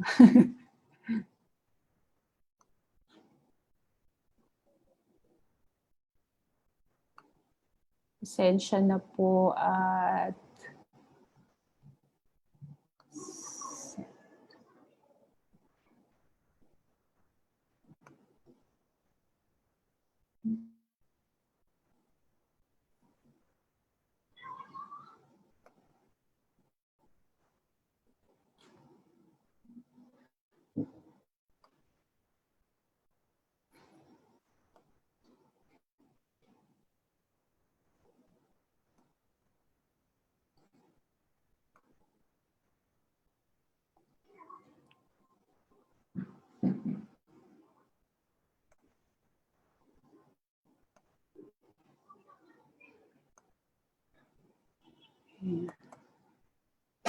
ayan, okay na po. Nakikita niyo na po. Kita na. Okay.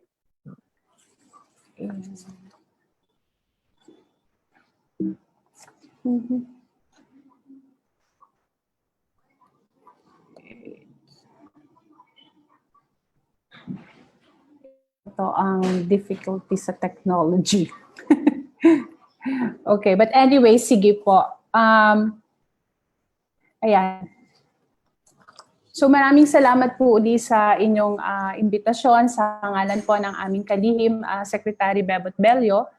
We are here to share with you information. Specifically po, the department was requested to discuss specific provision of the Labor Code of the Philippines when it comes to Article 217, and this has something to do with adult education. So, as provided for in the Labor Code, every employer shall render assistance in the establishment and operation of adult education programs for their workers and employees as prescribed by regulations jointly approved by the Department of Labor and Employment and then Department of Education, Culture and Sports, which is now DepEd po. So napakatagal na pong provision ito ng ating labor code. Kaya nga po, honestly, nagtingin po kami ng mga issuances related to this provision, but we really can't find one. So nire-angle po namin yung aming presentation by presenting to you the trifocal education management, focusing on the roles of each agency and what DOLE is doing in terms of adult education. Yan. So, dito po, nire-recognize po yung trifocal education management with the enactment of Republic Act 7722 or the Higher Education Act. And ganun din po yung RA 7796, which is the TESDA law also. And yung trifocal education system po natin focused on DepEd's mandate to basic education, covering elementary, secondary, and non-formal education, including culture and sports. And TESDA now administers the post-secondary, middle-level manpower training and development, while CHED naman po is responsible for higher education. Ayan. So ano po yung papel ng DOLE pagdating po doon sa workers and employees education po?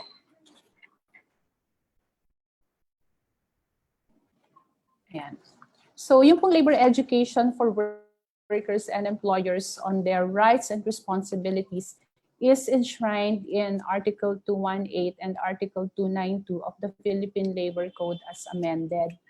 The DOLE, however, also recognizes the importance of providing labor and employment education to students who are the future entrants to the world of work. Yan. So sa Department of Labor and Employment po, meron po kaming tinatawag na Labor and Employment Education Services or LEAS. Ito po yung layunin po nito is to enlighten, educate, and provide knowledge for workers, employers, and other stakeholders on employment relations Kasama po dyan yung karapatan ng ating mga manggagawa, pati na rin po ang kanilang responsibilidad at pagiging responsabling pag-uunyon po. Kasama rin po sa list po natin yung topics on productivity, work ethics and values, and other information that is relevant po sa ating labor and employment. So ano po yung mga components po nung ating list? Meron po tayong 3 main components. Ito po yung tinatawag po natin na labor relations, human relations, at saka productivity seminars. So ito pong list ay 1-day firm-level seminar which seeks to change the mindset of workplace relationship from legalistic and adversarial relationship to human relationship to increase productivity also and enhance competitiveness. Ayan. So meron din po tayong continuing labor education seminar or class naman po. This focuses on specialized topics relative to labor relations and labor standards, and this is conducted in both organized and unorganized group of workers in the private sector. So kung meron pong halimbawa mga special laws na ini-issue ang ating Department of Labor and Employment, po pwede pong gamitin itong session ng class para po maipagbigay alam po sa ating mga manggagawa at sa ating management po ang mga policies na ito. Kagaya na lamang po ngayon na meron po tayong COVID-19. So a number of department orders and labor advisories that affect both the management and also the workers have been issued by the Department of Labor and Employment. Hindi lamang po doon sa patungkol sa paano natin maiiwasan po yung COVID in the workplace or ano ang po pwedeng gawin po ng manggagawa sakali pong ma-expose po siya sa COVID situation. Ito rin po ay nagpaukol sa halimbawa po pag-conduct ng mga flexible work arrangements at ano po yung po pwedeng maging agreement ng dalawang panig ng both labor and employers pagdating po sa mga usapin ng pasahod, ng yung pong sinatawag po natin ng mga forced labor o kaya yung pong no work, no pay situation, especially pagka temporarily closed po ang ating mga kumpanya. So ito po, maraming fora po na ginagawa ang Department of Labor and Employment na binibigay po natin ang ganitong klase ng impormasyon. Okay, meron din po tayong tinatawag na LEGS. Ito po ay Labor Education for Graduating Students. Ito po ay orientation sa ating mga gagraduate po na mga kabataan para po kapag bago sila pumunta sa trabaho, maghanap ng trabaho, alam na rin po nila kung ano yung mga karapatan po nila pag sila po ay papasok sa trabaho. Para during the interview pa lamang po pwede na rin pong itanong ng ating mga prospective job seekers and employees kung ano po yung magiging karapatan or ano ang papaano pang ang pamamalakad po ng isang kumpanya na kanyang papasukan. So dito po ine-expose na po natin yung basic rights ng ating mga would-be workers pagdating po sa labor market. Okay? Ayan. At dahil po pandemic at bawal po ang bawal lumabas, bawal po yung face-to-face na learning. So meron pong ginawa ang ating Bureau of Labor Relations na e-learning portal para po sa ating Labor and Employment Education Seminar. So ito po ay makikita po natin dito sa website na nakalagay po yung liis.dole.gov.ph Moodle. So this website serves as the DOLE's repository web-based teaching and learning materials on wide array of topics covering the general labor standards, occupational safety and health standards, labor relation, productivity, and other laws pertaining to employment, and then policies and programs and services also for workers and management, both local and overseas.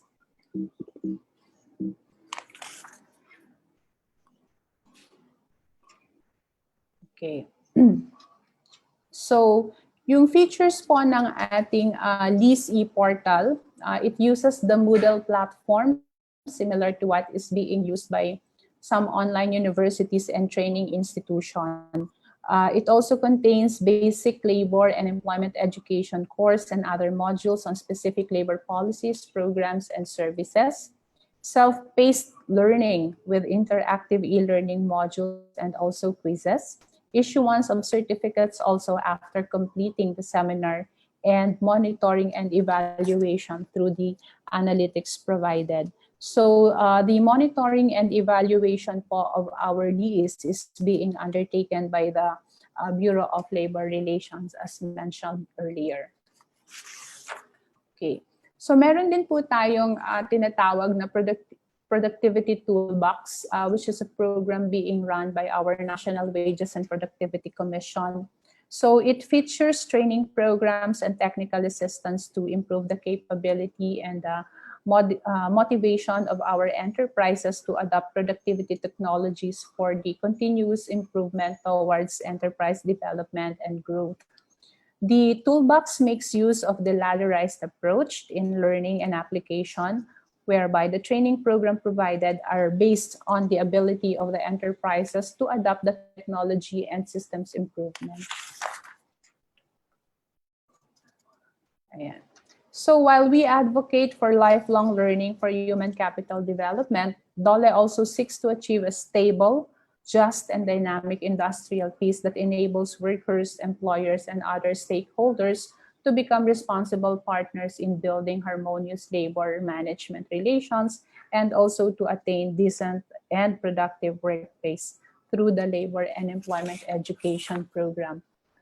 Yan po ang mai-share ng aming kagawaran at maraming salamat po sa ating mga organizers. Maraming salamat po, Ma'am Dominique. At ngayon naman, bilang pagpapatuloy, meron tayong magkakaroon tayo ng talakayan after ng mga presentation. So, diretso lang tayo dahil naghahabol na rin tayo sa oras. Tawagin naman natin mula sa TESDA, si Engineer Florante Herrera. Okay. Engineer, kung ready na kayo, go na po.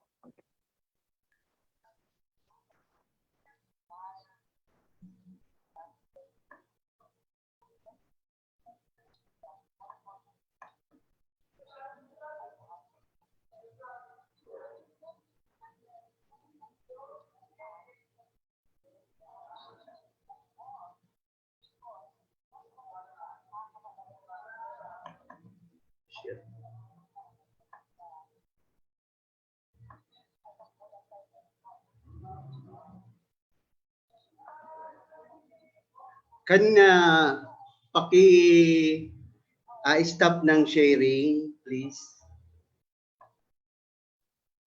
Okay. Dali.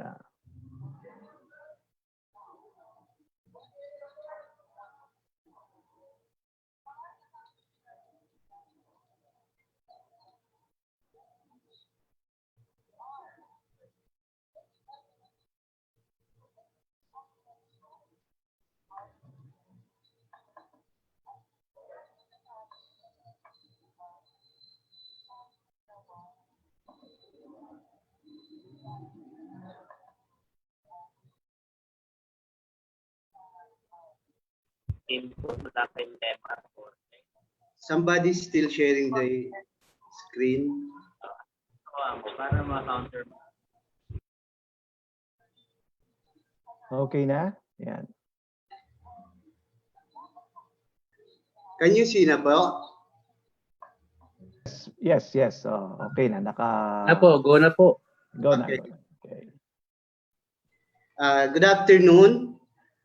Sa ngalan po ni Secretary Isidro La Peña, ang aming Director General sa TESDA, at sa kay DDG Gabriel Luis Kisumbing, na who is supposedly to present this, but mayroon siyang ibang commitment, so I was tasked to present this to you. At sa aking mga fellow resource person, magandang hapon po sa ating lahat. During the pandemic time, the schools were all closed because there was a dilemma of closing the school and opening up the economy so that people can work, while closing the school so that we lessen the contact and save lives. So with that, TESDA on its part had offered the online training, which I will discuss later, how the people have accessed our online programs. So this presentation will cover the provision of technical vocational education and training for marginalized and disadvantaged sector. At ayon sa ating tema na invest in literacy, TESDA is investing on skills literacy so that people will be able to work, have gainful employment, and thereby reduce poverty.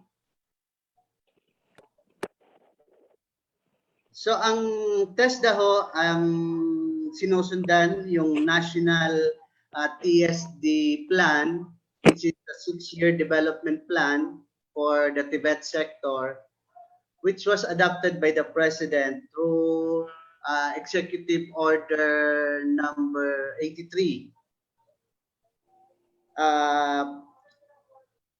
Mandating the use of the National TSD Plan as a guide in the development of our workforce. And strategy of TESDA in poverty reduction, each of the strategy, meron tayong approaches, the clienteles, the program intervention, and the support to the Tibet provision. Like for example, sa Tibet for Global Competitiveness, there is a standard set for technology, which is technology and innovation driven, and that is industry driven and partnership between public and private. And for Tibet for social equity, the approaches is that it is area specific, needs based ang ating approaches. So we go down to the barangays, the product and service oriented, resource based. The delivery of the Tibet programs are flexible and holistic in approach.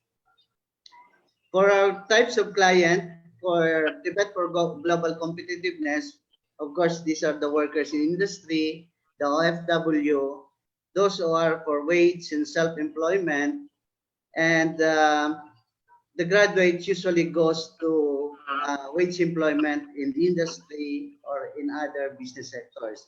Whereas the Tibet for social equity, barangay leaders of the 42,036 barangay, the urban and rural fisher folks, the IPs, the former rebels, the OFW that returned to the country and has no more plan to go back, those who are displaced worker. So ito ho yung mga kliyente ng TESDA na inaabot natin sa iba't ibang programa ng TESDA. So in our Tibet reforms and development agenda, ito ang una, yung barangay-based scholarship program. So yung mga scholarship programs na ino-offer ho natin, we go down to the barangays, we look at the barangays, what are their needs for improved quality of life. So yun ang tinutugunan ng TESDA na mabigyan ng kaukulang training. Then, may mga applicant din tayo for scholarship programs who goes online. So we accept those who are online. Once they contacted us, we make sure that the provincial offices of TESDA will be able to contact them and give them scholarship programs.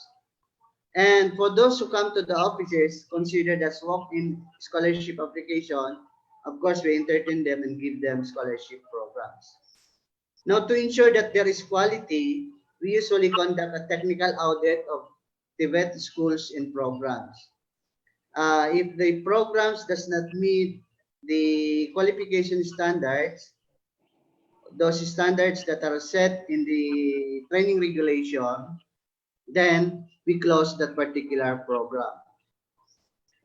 We also have skills training for drug dependence. Those who are users of drug but bumalik na, or they tend to go away or shy away from drugs and want to have abilities or skills for gainful employment, then we train them by offering them scholarship program. We also train those entrepreneurs and the family enterprises.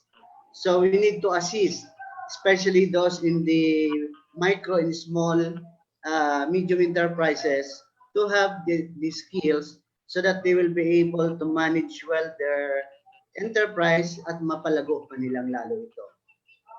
Then we have a skills training program for inmates and their families or their immediate families and beneficiaries. Sometimes the provincial office visit the jails, and those not in the maximum, those that can be allowed to undergo training, we conduct trainings for them. Those returning OFW, we also provide them OFW training for reintegration. We also have special skills program for indigenous people, because some of these are the people that are usually at a disadvantage. Then we expand training programs for women, PWDs, and continuing program for TESDA alumni. Those graduates of technical skills, but wishing or wanting to have more skills, we provide them additional scholarship status. Also, TESDA has a global access on online database for graduates and certified skills worker. So if an employer in overseas market want to validate the credentials that are submitted to them, especially the national certificate, they can validate it in the through online in the registry of workers assessed and certified. Also, we strengthen our partnership with the industrial sector. We strengthen partnership also with training institution and various linkages. We would like to have the programs that and the undertakings that TESDA have to be transparent, and we subscribe to local renewal. Now, as crafted, the National TSD Skills Development Plan, which is from 2018 to 2022, is our roadmap on how to develop the workforce needed by industries. So our vision for TVET to become a vibrant quality TVET, so that people will have decent work and sustainable inclusive growth through TVET for global competitiveness and workforce readiness, as well as TVET for social equity. Our responses for this is that TVET should be agile or agility, meaning we can respond immediately to the needs of industry, scalability, then flexibility. Now, these are some of the issues and concerns affecting TVET in the countries. There is a need to create a conducive and enabling environment for the development of quality service delivery among TVET sector. So we need to have a flexible and agile systems in TVET. We need to strengthen the quality assurance. We need to expand the capacity of our institution in key growth areas. Also intensify collaboration with critical government, LGUs, Industrial Association, and the likes. Also, we need to prepare workforce for the challenges posed by fourth industrial revolution. With the advent of COVID, it slowed down or it caused a pause on the fourth industrial revolution. That is, instead of enlarging the scope and impact of enterprise-based training and push for active participation of industries, there has been a limitation on the operation of various industries caused by the pandemic. There is also a need to adapt and adopt international standards on Tibet for decent work and institute separate and faster mechanism to address the rapid changing in the job market. We need to assure industries with high economic and employment growth potentials are provided with the required quantity of quality workforce. So we need to look at the priority sectors, high employment industries, then accelerate the establishment of industry board and guilds, intensify industry participation in the design, development, implementation, assessment of quality programs, policies and programs, as well as expand the partnership with industry and other stakeholders. We have to have a directly and more vigorously address workforce needs of the basic sector or the disadvantaged sector. So we need to adopt a flexible system of qualification standards in training regulation. We need to promote convergent approaches in responding to the needs of vulnerable sector and the development of the mechanism for enterprise in industries. Number 5 issues in concern is instill values and integrity in the conduct of and delivery of Tibet in the whole sector. So we need to assure transparency and healthy traffic of information among our stakeholders. We need to instill and advocate total quality management among the different Tibet processes and have a constant dialogue and robust collaboration with our partners. Now, in Tibet, since we have a large arena of areas where in Tibet, the applicability of Tibet programs, we have these priority sectors identified.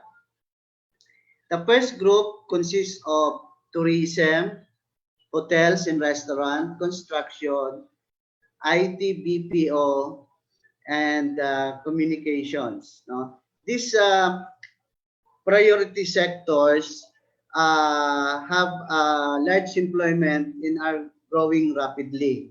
The second group is the agriculture, fisheries, and forestry, wherein this has a large mass base of workers, as well as for health, wellness, and other social services, as well as manufacturing. So, in totality, we have this output of TESDAS program covering our special client. Okay? You have the Balik Probinsya program or the Balik Probinsya Pag-asa, Bagong Pag-asa. We have started our training. We don't have yet number assessed and certified and employed.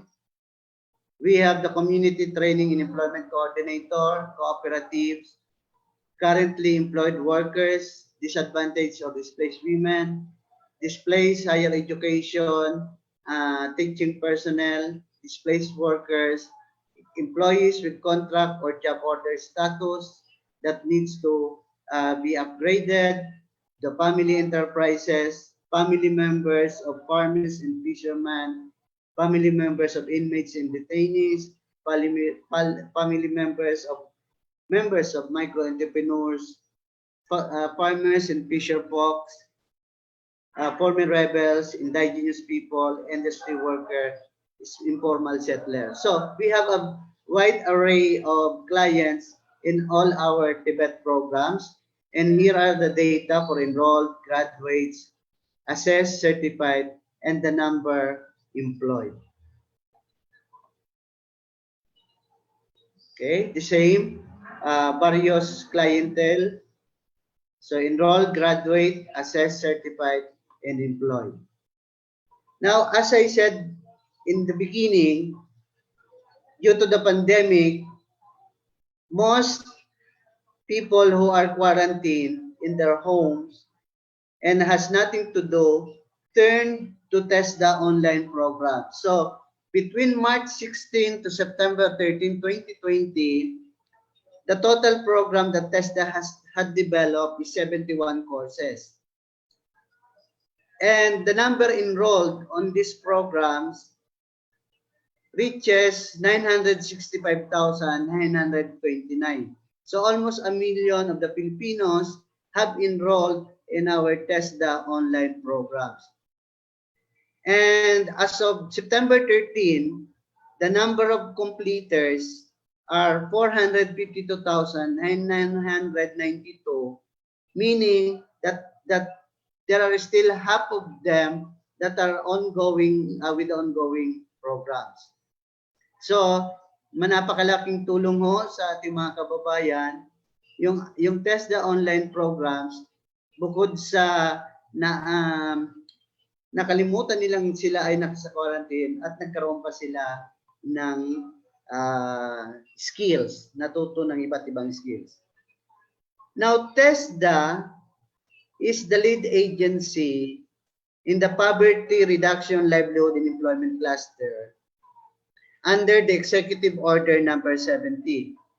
Yung Executive Order number 70 po ay ito yung tinatawag natin na National Task Force to End Local Communist Armed Conflict, or NTFLCA. And among the 10 line of efforts, one of these is the PRLEC, or Poverty Reduction, Livelihood, and Employment Cluster, wherein those barangays that had been formerly occupied by the communist movement are now cleared by the military and are ready to accept or to be developed by the different agencies, what we call the whole of nation approach, wherein all the different government agencies come to that identified barangay or priority barangay and assist them to be developed through the priority barangay development projects. That is, starting from training, TESDA comes in for training, DTI comes in for entrepreneurship, DPWH for farm-to-market roads, DepEd for more school buildings, Department of Agriculture for farm inputs, and the rest of the government agencies. As of date, we have the following barangays that have been identified. The listing coming from the DILG, which is the Retold Community and Support Program, there are 822 identified barangays. And as of now, we have 100 barangays with approved programs. Then for listed under the NICA, there are 789 barangays, and 35 of them, or 4.44%, has already ongoing project. And the Joint Regional Task Force, we have no identified numbers, but it is variable. And we have now about 46 barangays with programs. So all in all, there are 181 barangays with ongoing programs of the 1,611 identified. So here is the list of priority barangay development programs that were undertaken on the priority or identified barangays for development. So we offer agriculture, forestry, and fishery programs to them. And we have about 4,381 or 56.61% beneficiaries. We have also electrical and electronics, 15.71%, and tourism, hotel and restaurant, 677 or about 8.59%. And for construction, we have 273, and for other sector like driving, motorcycle, small engine repairs, food processing, local guiding services with basic life support training with 1,309. So here are the regions and the provinces which TESDA has provided intervention for program, barangay development program. Okay? Yan po ang mga natapos na o na nagawa na ng mga programa ng TESDA. So all in all, there are 117 barangays and there are about 13,345 beneficiaries and a total scholarship budget or amount of scholarship that had been spent on those 117 barangays is about 147.288 million pesos. Here is an example of barangay that was provided assistance like the one in Santo Niño, Talaguino, Davao region, wherein the community were provided training, and after the training, they used the available raw materials in the locality to develop an industry, and so that at the end of the program, the community will become self-sufficient and self-sustaining. So, ito po ang nagawa ng TESDA in terms of investing in skills literacy so that we will be able to provide an expansion on the opportunities for livelihood and thereby contributing to the reducing poverty in the country. So again, sa INET, Philippines, nagpapasalamat po ang buong TESDA sa oportunidad na binigay nyo para makapag-share kami what TESDA has been doing in the past years to help our disadvantaged group para magkaroon sila ng hanap buhay. So again, in behalf of Secretary Isidro La Peña, the Director General of TESDA, and DDG Kisombig, a pleasant good afternoon po sa lahat.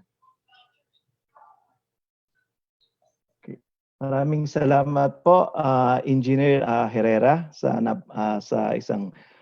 inyong pagbabahagi ng mga program at strategies ng TESDA. Okay, so direct.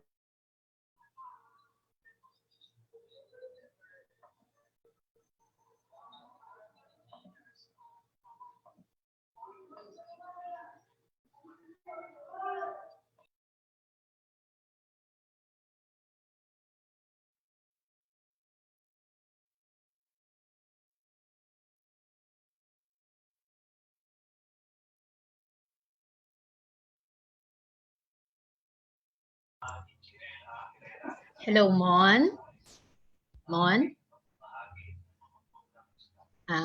Medyo ano daw tawag dito, humihina daw yung bandwidth ni Mon. So, Sana siya. Ayan na. Okay. Thank you, Mon.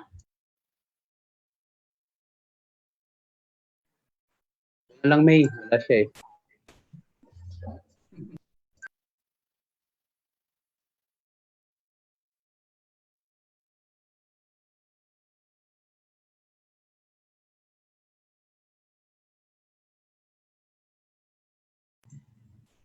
Okay.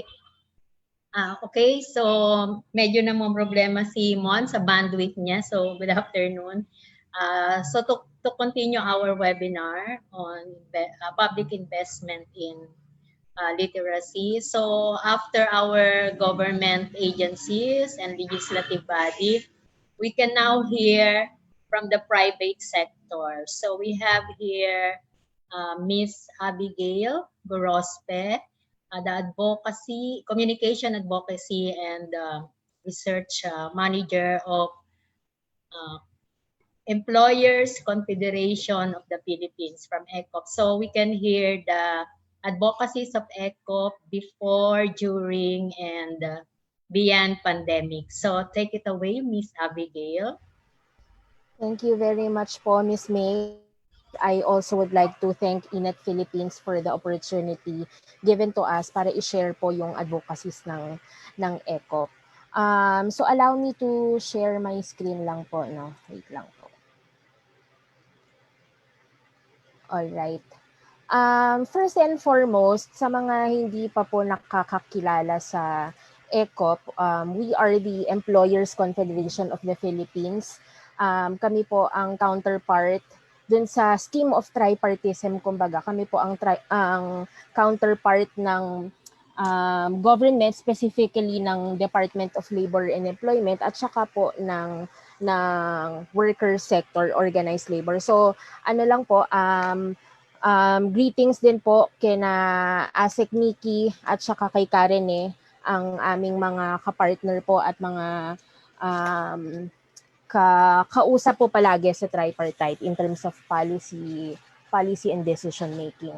So ayun po, allow me to share with you the advocacies of ECOP before and now during bid. So, ayun po, i-share ko lang din that this month, September po, ay 45th founding anniversary ng ECOP. So, ang layo na po ng narating ng ECOP at i-share ko rin po sa inyo later na digital na rin po ang ECOP. Like TESDA, like DOLE, we also went digital already. So ito po yung multi-pronged mandate ng ECOP, no. We represent employers in all levels of policy development and decision-making processes. Nabanggit ko kanina ang tungkol sa tripartism. So nagpa-participate po kami sa pag-craft ng mga policies. For example, sa DOLE, bago ilabas ang isang department order, nakakapag-participate po ang employers sa paggawa po nito. Sa Congress po, we also represent employers in hearings and deliberations. Number 2, ito po ang we promote industrial peace and harmonious labor management relations. So, sinasabi, ang nakikita po sa public or sa media, siguro nakikita na magkatunggali ang employers at saka ang workers. Hindi po ito ang palaging kaso, lalo sa enterprise level. Ang management at saka workers po ay partners po for growth. So, andyan po, nagkakaroon nga po ang management at workers ng pagtutulungan at the enterprise level and also at the national level. We foster also, number 3, we foster the culture of compliance while we represent the employers welfare in policy making. Sinisigurado rin po namin ng mga employers ay sumusunod sa batas, sa labor standards, sa OSH standards, sa mga regulations ng government. Number 4 po, we capacitate employers with the right tools and skills to cope with emerging trends. Andyan po, we have, later on, I will be discussing yung mga training that we provide para po makapacitate ang mga employers. And 5th, we encourage good corporate citizenship and other voluntary good practices. So mga CSR po, while we encourage our members, we promote compliance on minimum requirements of the law. We also encourage them to do more than what the law provides. So, mga voluntary good practices po. So, para po ma-implement o maisakatuparan yung mandate ng ECOP, ang strategic framework po namin for the past 3 years na po ay anchored on these 3 components. Number 1 po, proactive policy advocacy. Number 2 is on innovative direct services delivery. And number 3, on effective membership engagement.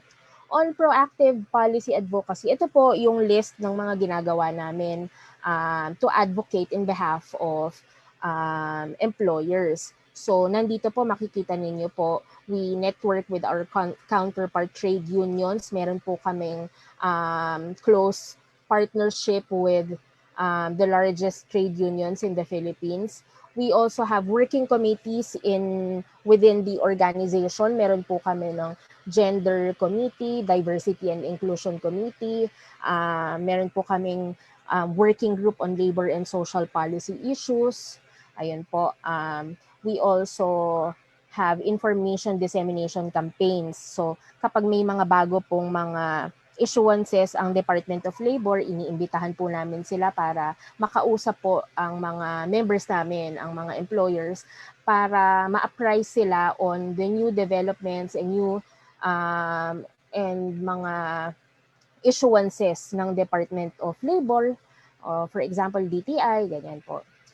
We also recognize good business practices through awards and also some benchmarking tools. Meron din po kaming partnership with development agencies, both local and abroad, on advocacy programs. For example po, we have partnerships with, we have a current project with the International Labor Organization on skills development, ganyan po. Marami pa pong advocacy programs ang ginagawa namin with development agencies through collaboration. We also provide technical assistance sa mga companies sa pag-install ng mga programs and policies at the enterprise level on responsible business conduct, on corporate social responsibility. So, meron po kaming mga pool of consultants na ine-engage. Minsan po nagpapatulong ang mga companies, paano po ba kami mag-i-install ng ganitong program sa sa enterprise namin. So, we provide them technical assistance. Ayun po. And then, part ng advocacy namin, we participate in various groups such as the EDUC Forum at saka yung National Industry Academe Council. So, yung EDUC Forum po, doon po, ka-member namin ang INET Philippines doon. So, ayan po. So, these are just examples of the responsible business conduct and CSR programs that we have. Yung mga maternal and child health programs, child-friendly workplaces, breastfeeding and lactation, family planning, and then on the more heavier issues on social dialogue mechanisms, labor management cooperation, so yun po, workplace gender equality, and occupational safety and health. Number 2 po, in terms of innovative services delivery, ang ECO po kasi, bukod sa pag-represent sa employers, we are also working on becoming an institutionalized training center. So we provide public technical seminars and trainings on industrial relations, human resources, management training, occupational safety and health. And then we also have scholarships with international partners. Ang mga members po namin, pinadadala po namin sa Japan or kaya sa Italy through the scholarship and assistance of our development partners. We also have partnerships with DOLE in terms of providing mga information and yun po, mga updates. On effective membership engagement through communication and information, may help desk po kami. So, natatawagan po kami ng mga employers at saka ini-email kapag may mga tanong po on workplace issues, ganyan po. And then we also have a regular online newsletter. Very active po kami sa website namin saka social media platforms. May Facebook, may LinkedIn, may Twitter, may Instagram. So, ayan po. And then, so yun yung mga regular namin na ginagawa before COVID. But then again, COVID happened nung March, mula nung March, ayan. So despite the pandemic, despite yung paghinto ng operations ng mga ibang businesses despite the lockdown, the community quarantine. ECOP had to, number one, remain relevant kasi we are parang naging ano po kami, no, naging parang frontliner po kami ng mga distressed employers, yung mga nagtatanong on leave benefits, quarantine leaves, paano pag ganito, paano pag ganyan. So we really mobilized the whole secretariat at pati yung mga iba naming mga committee members sa pagbigay, sa pag-provide ng information sa aming mga employers sa pagtulong sa mga distressed employers. So, nung naalala ko pa po, on the eve of the lockdown, nag-meeting po kami within the secretariat.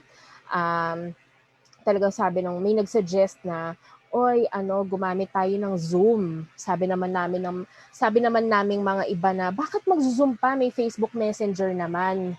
So doon na lang tayo mag-usap. Huwag na tayo mag-usap sa Zoom kasi aralin pa natin yan. So little did we know that talagang Zoom is the way to go. So dahil sa Zoom, nakapag-conduct po kami ng mga free webinars on ang mga una naming webinars ay tungkol sa CAMP, yung COVID Adjustment Measure program ng DOLE, mga PhilHealth programs, pag-ibig programs, SSS programs that are available to not just employers but also to workers kasi meron pong mga distressed employers. So, ang naturally, meron din pong mga distressed employees. So, nag-extend din po kami ng mga tulong sa mga empleyado ng mga members namin. So, ito po, na po ito, during COVID na to. So, we conducted free webinars, kaliwat kanan po ang webinars namin. Nagpa-participate pa rin po kami sa mga virtual hearings and consultations, deliberations, especially of Congress and the Department of Labor and Employment. We continued networking with our counterpart trade unions. May joint statement po kaming nilabas ng TUCP, FFW, and Centro on the camp, and now we are working on other joint statements na pwedeng ilabas. So yun po, we also provided tools and resources to our members. Continued partnership pa rin po with development agencies sa mga advocacy programs, for example, on skills development. Part po ng advocacy namin, itinuloy po namin yung aming National Conference of Employers. So virtually namin kinonduct, naging 3-month long po itong conference namin. Ang theme po ng conference ay 21st Century Employer, Digital, Agile, and Resilient. So our programs now are geared towards helping employers, especially micro, small, and medium enterprises on becoming a 21st century employer, one that is digital, one that is agile and resilient. So yun po yung parang campaign namin for this year kasi ito po yung pinakakailangan ng mga businesses para mag-survive and thrive amidst the pandemic. So yun. So, continuous po ang pag-provide namin ng mga public seminars.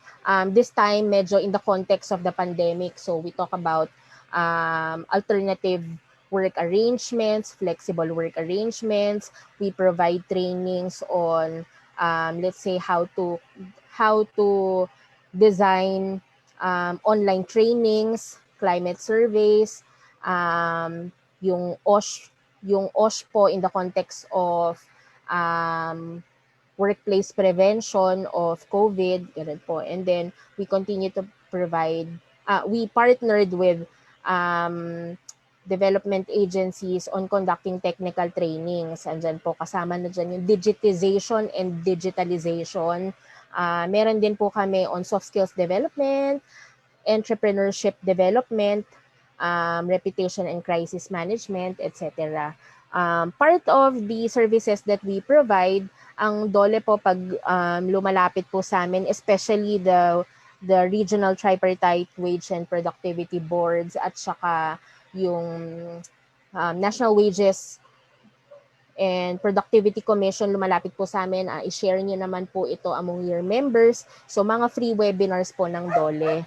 So tinutulungan din namin yung DOLE sa ganun po. So ito rin po nung April ni-launch na po namin ito, bale with the help of our partner in Turin, yung ITC-ILO, nagkaroon na po kami ng e-campus. So, pwede nyo pong i-visit yung aming e-campus platform, ecampusecop.itzelo.org. So, lahat po ng mga training namin ay pinadadaan na po namin dito sa e-campus na to. There's also a portion there wherein participants can have an online discussion among each other, among them, with the teachers, with the trainers, ganyan po. So pati ang certificates dito na rin namin ini-issue. So talagang nag-digitalize talaga ang ECOP. Ayan po. So part of our effective membership engagement, ni-reactivate po namin yung LinkedIn namin kasi sayang po, missed opportunity daw po, sabi ng aming digital marketer. Missed opportunity daw po yung LinkedIn kasi maraming connections na makukuha dito, maraming partnerships na pwedeng mabuo through LinkedIn. So kayo po, kung wala pa po kayong LinkedIn, try registering yourselves through LinkedIn kasi it's a more professional type of social media platform. So ayun po, I mentioned earlier na meron po kaming mga engagement on skills and education-related activities. So may representation po ang employers sa TESDA, while CHED naman po, yung kanilang board is not tripartite in nature but they have technical panels wherein the private sector can nominate representatives and participate in policy advisory and policy making. We also have partnerships with PBED. Ayan po nga yung na-mention ko kanina, National Industry Academic Council. So lahat po ng strategies doon pinag-uusapan on how to address job skills mismatch kasi isang malaking problema to ng ating labor market economy, yung mismatch po between the available jobs and the skills demand ng industry. And again, member din po kami ng EDUC Forum. Although wala pong kinalaman ang ECOP sa basic education, we are very much privileged and honored to be part of this group kasi kasi nagsisimula po naman lahat sa basic education, no, bago ka makapagtrabaho or makarating ng college, basic education naman po talaga. So we're very honored to be part of this group. Meron din po kaming within our membership, meron din pong Alliance for TVET. So, ayun po. I mentioned earlier, ito po yung some of the flagship programs that we have right now. Very into po kami sa soft skills development. We have 2 soft skills programs, one with the ILO and one with an Indian organization, yung Wadhwani Foundation. So, talagang we are massively intensifying our campaign towards soft skills development. And then on entrepreneurial development, ito rin po, we have a partnership again with Wadhwani Foundation. So meron pong entrepreneurship course na ino-offer ang ECOP. It's the same entrepreneurship course that we are also offering to the Safe and Fair program ng ILO and to OWA. Kasi po, ang gusto naman ng OWA ay mag-provide ng training sa mga returning migrants, especially women migrants, yung pong mga affected ng COVID. So, in the pipeline po itong program namin with OWA in terms of helping the OFWs, returning OFWs. Ayun po. So, to close po, Ayun po, as the voice of employers, yung ECO po, we are fully supportive of the campaign of the mandate of INET Philippines to promote education for all. After all po, in the future, itong mga graduates, itong mga learners, students natin, they are the future, kumbaga future members ng ECOP kung sila po ay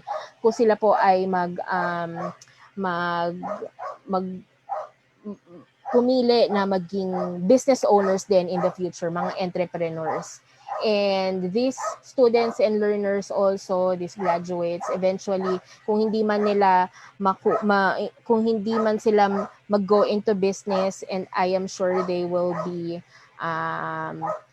employees of our members. So very, kumbaga may stake din po kaming ang Employers Confederation of the Philippines sa provide po ng opportunity for our future generation for education. Ayun po. So if you want to reach us po, we have a Facebook page and a LinkedIn page. We are also on Twitter and Instagram. And you may also email us through the following email addresses flashed on your screen. So yan po, again, thank you very much to INET Philippines and to all the participants we have today. Thank you very much and have a wonderful afternoon.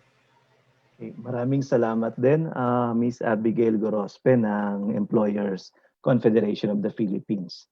Okay, so sa ngayon naman, ang susunod ay pakinggan naman natin mula sa Partido ng Manggagawa, ang National Chairperson ng Manggagawa, Partido ng Manggagawa, si Karene Magtubo.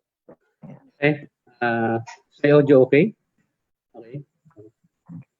Okay ba? Okay, clear. Okay, clear. Sige. Maraming salamat po sa invitation kay Madam Flor, INET, at sa lahat po ng mga nag-share ng kanilang insights hinggil dito sa ating mahalagang topic, yung education o literacy.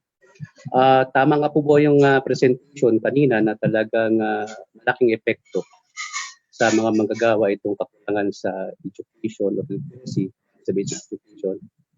Kasi naniniwala tayo na ang decent ina-aspire ng mga manggagawa at ang education ay related dyan to one another. Sinabi namin decent work, ina-aspire ng mga manggagawa na magkaroon pa ng isang gainful employment. Gainful employment, kilala yung iyong karapatan sa loob ng workplace, protected ka ng mga social protection measures like SSS, etc. And you have the right to be represented, your voice to be heard, isang social dialogue with your employers or government on policies pertaining to your welfare and rights. So, I'll just present my observations and proposal in relation to this, no? Kasi para makamit mo yung decent work na yan, maraming education trainings na dadaanan yung mga manggagawa. At unang punto ko ay sinasabi ko na lang na in the world of work, nakatapos ng edukasyon yan. Hindi totoo ang sinasabi nila. Pagka-graduate ng kolehiyo ay agad ay maganda na yung trabaho mo. Pero sa kabilang banda, naniniwala din tayo na talagang education, yung levels of skills and training makakamit mo ay talagang equalizer yan, no? Sa hindi equal na pamantayan at kalagayan sa buhay ng mga mamamayan sa ating society. So, ina-aspire sa philosophy ng Pilipino, aspire ng bawat magulang, sabi nila, gagapang ko yan. Pagtapos lang kita ng pag-aaral. Tiwala ko ng pag-aaral ay yaman na aking naibibigay sa iyo. Itong tiwala ng ating mga magulang. And that leads me to my first point. First point ko na given yung nature ng economic development natin for the past decade bago mag-COVID, ang educational attainment and skills, ito naman is a difference sa hanap ng trabaho, no? Ng mga manggagawa. Yung level of skills at education mo, attainment sa formal education, alternative education, malamang kuha ka ng magandang trabaho dito o sa abroad. On the other hand, may katotohanan din na marami sa mga college graduates natin ay hindi nakakakuha ng trabaho.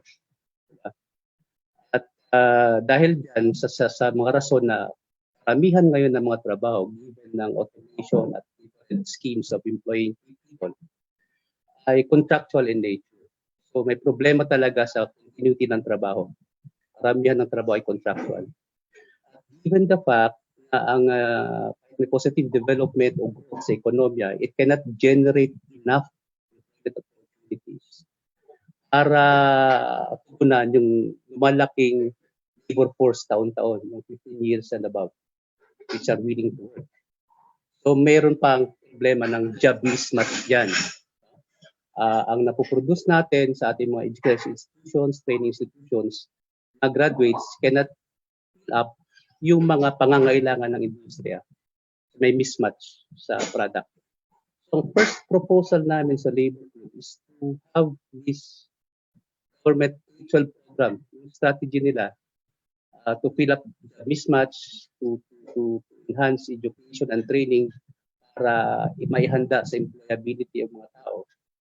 Dapat ma-review at ma-monitor strictly, address yung mismatch na nangyayari for the longer period of time na napoproduce ng ating educational institutions para sa pangangailangan ng ating industriya at gagawa sa iba't ibang industriya. Tapos may problema din, dapat motive ng gobyerno natin as a matter of policy, yung pag-strict regulate ng mga contractual employment sa ating bansa. Kaya kampanya pa rin ng labor movement sa kasalukuyan, strict laws and regulations pertaining to labor contracting. At na-push yung government as a matter of policy, feeding yung employment policy natin sa regular employment. Ating hayaan na lahat ng graduates natin na aspire working sa loob ng bansa ay contractual employees in the long run kapag lahat na lang ng schema of employment is contractual in nature. So that's the first point. Second point po ay security of tenure in one's job is always under threat. Under threat lagi. Na may college degree ka, mataas yung inyong employment ability, hindi naman siguruhan na yan na may continuous employment time.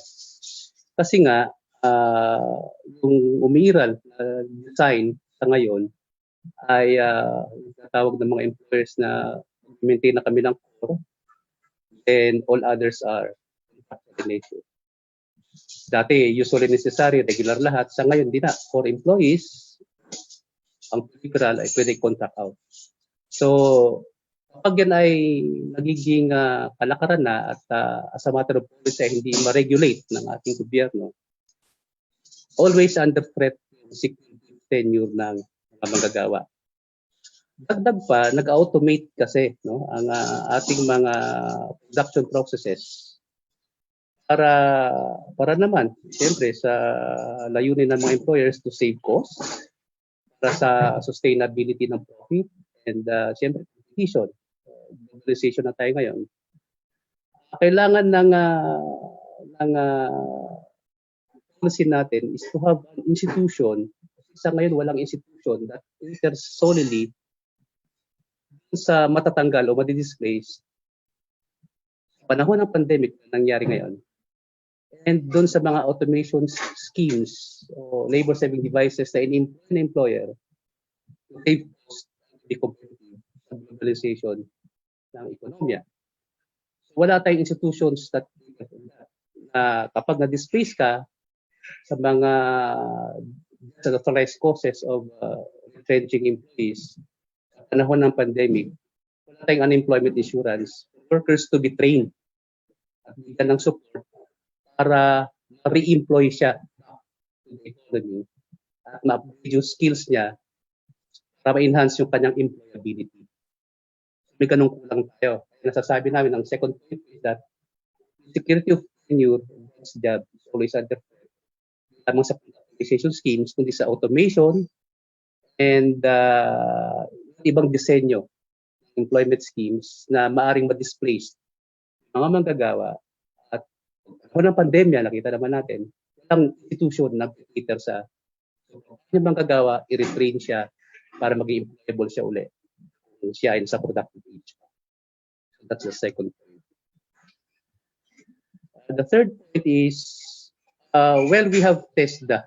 Ang proposal pala namin dito is that, second point is that Congress should prioritize the passage into law unemployment insurance bills filed before them at magtalaga ng isang agency employment insurance and retaining workers kapag na-display siya sa kanyang trabaho. Pangatlo, discuss naman kanina, actually, ang experience namin dito, ang kanyang trainings and apprenticeship programs could not match the demand for skilled workers in many industries. Ang problema dyan, budget no? Kulang na maaring pag-usapan no? Pag-usapan kasi ang TESDA is an attached agency of the DOLE.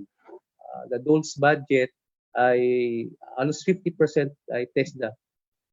Pero ang pag-uusapan dapat sa TESDA yung mga needs ng industry. No? Di-design tapos kung anong pangangailangan ay dapat mag-provide na skills training o development para sa industry niyan. Kung ano ang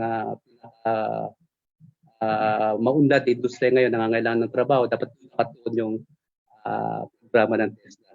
It needs a lot of budget, so dapat ay supportan ng Kongreso ang pagkaroon ng malaking budget to support industries generate employment opportunities. Yan. Pang-apat na point is, while at work, sa loob ng trabaho, workers are not generally educated with respect to the rights and welfare. It's right in the Constitution and the Labor Code, except for those whose companies and offices are being unionized. Problema ito, dapat kasi matugunan ito, kasi ngayon, more than 200,000 lang.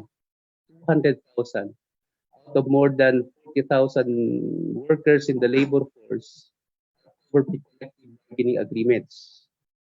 So, maraming mga manggagawa are exploited in terms of wages and benefits, including sa compliance with labor standards. Kasi nga hindi nila alam yung kanilang karapatan. Wala pa tayo nakikita na makikita sa basic education na nagpatalakay sa karapatan ng mga manggagawa. Sila ay pumasok na sa world of work. Malang basic na mga karapatan sa union, minimum wage, labor standards, etc. Wala akong ganong talakayan. Mungkahin namin sana, labor rights education should be part of the curriculum. Senior high school education as well as sa alternative learning system. Kasi sa senior high, pwede na silang ma-employ after graduating. So kung incorporated na sa curriculum yung labor rights, hindi na sila ma-exploit kapag nandun sila sa world of work na. No? At yung bosses na sinasabi natin, coming from educating them, ay ma-assert nila yung kanilang karapatan naman sa sweldo, sa labor standards na dapat ibigay sa kanila bilang mga manggagawa. Ngayon kasi wala yung absent. So proposal namin sana ma-include ang labor rights education sa curriculum ng high school. And my last point is, meron naman yung sa DOLE yung na explain kanina ni Director, ang mga programs and services when it comes to educating mga manggagawa. Meron kasi yung Workers Organization and Development Program, WOODP, which mandates, provides education training facilities to strengthen workers' organization and promoting workers' empowerment. Ang problema lang sa pondo to And ang nasasaklaw niya na kay organized section ng mga manggagawa, unionized, ito workers association. So tingin ko, kung ang na-discuss ka rin ng Director plus Woodby ay bigyan ng dagdag na pondo, isang advocacy sa loob ng Kongreso, makakatulong ng malaki doon sa kampanya na sa continuing education ng mga manggagawa. Lastly, ulitin ko lang yung point na ni-raise ko kanina, kapag nasa world of work na at sa ngayon, kailangan ng continuing education ng mga manggagawa. Kasi dapat alam niya ang kanyang karapatan, dapat ma-assert niya yan. Continuing education para ma-upgrade yung kanyang skills kasi nag-automate yung production processes. Tapos merong institution talaga na nagkikater sa unemployment insurance at retooling ng mga manggagawa kapag siya ay ma-displace due to pandemic and automation schemes. At panguli, as a matter of employment policy, pumiling yung policy into regular employment rather than contractual employment. Yun lang po at maraming salamat.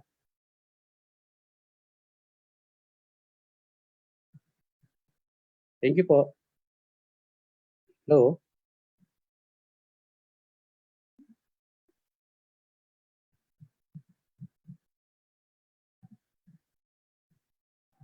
Hello? Thank you po. Salamat ka, Rene Magtubo. Nawawala ata si Mon ulit.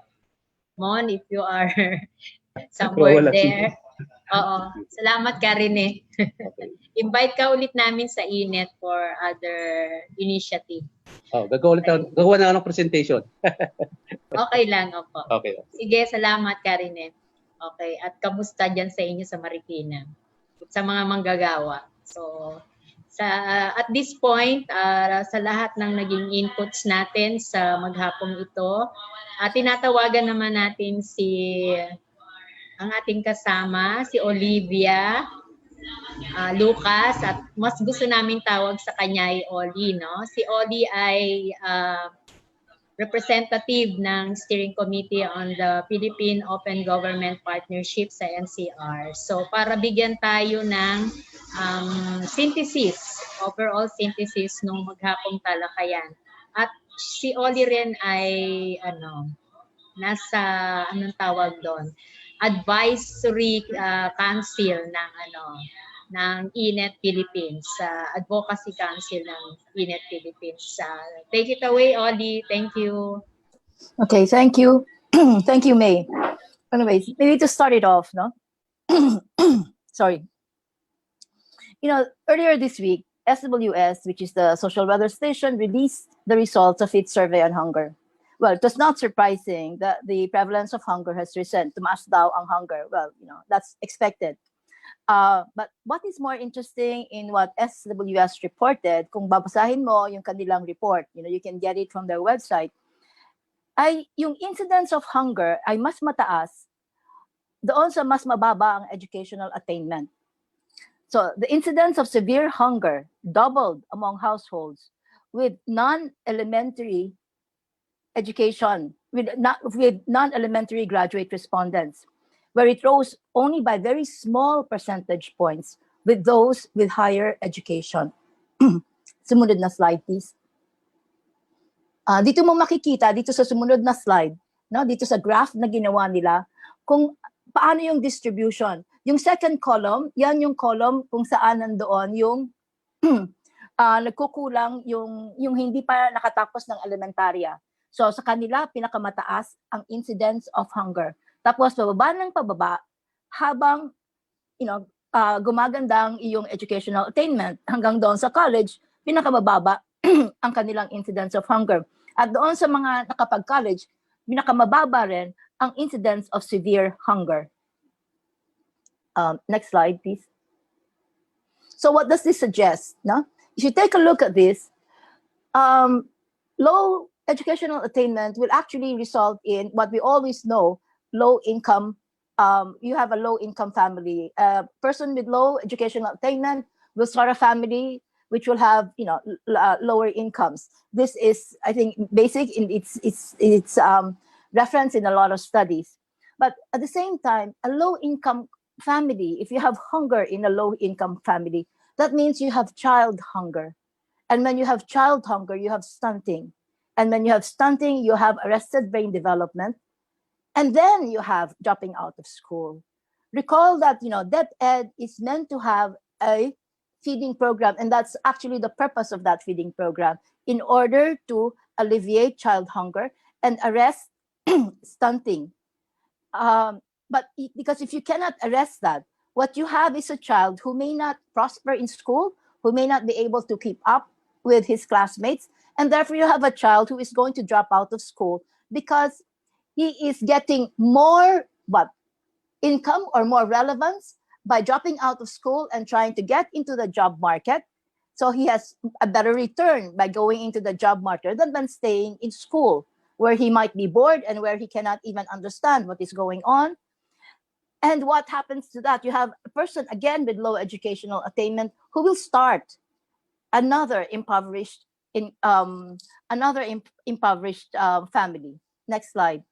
So what does this suggest also? Are there polarities in education? You know, a lot of our education discussion has to do with educating the child. We normally do not talk about educating the adult. So is there a polarity? But, you know, I would suggest that you need to be able to take a look at the adult also, because the adult, if the child is the person who is responsible for, you know, the child, we invest in the child because in the child is the future. Where that future is based on, or the foundation for that future, is actually today. And today, that's the world of the adult. So that we cannot simply educate our children, we need to be able to educate our adults. Next slide. Now, in ILO now has already said, now in one of its studies, it's the country diagnostics of 2017, we have had strong economic growth for over the last decade. That's the Philippines, but it has not translated into a massive creation of decent work. This is, I think, already been told us also by our colleague in the labor sector. And therefore, it has had limited effect on the reduction of poverty and inequality. Now, human capital development, the core component of it is education, with training and health as indispensable, you know, as indispensable partners of education. It has to meet the needs of a working age population that is relatively, we have a very low labor force participation. We have to increase that. And then we have also to increase the participation of women in that labor force, so that the profile of our employed right now is not dominated by young, low-skilled, low-paid, and underemployed workers.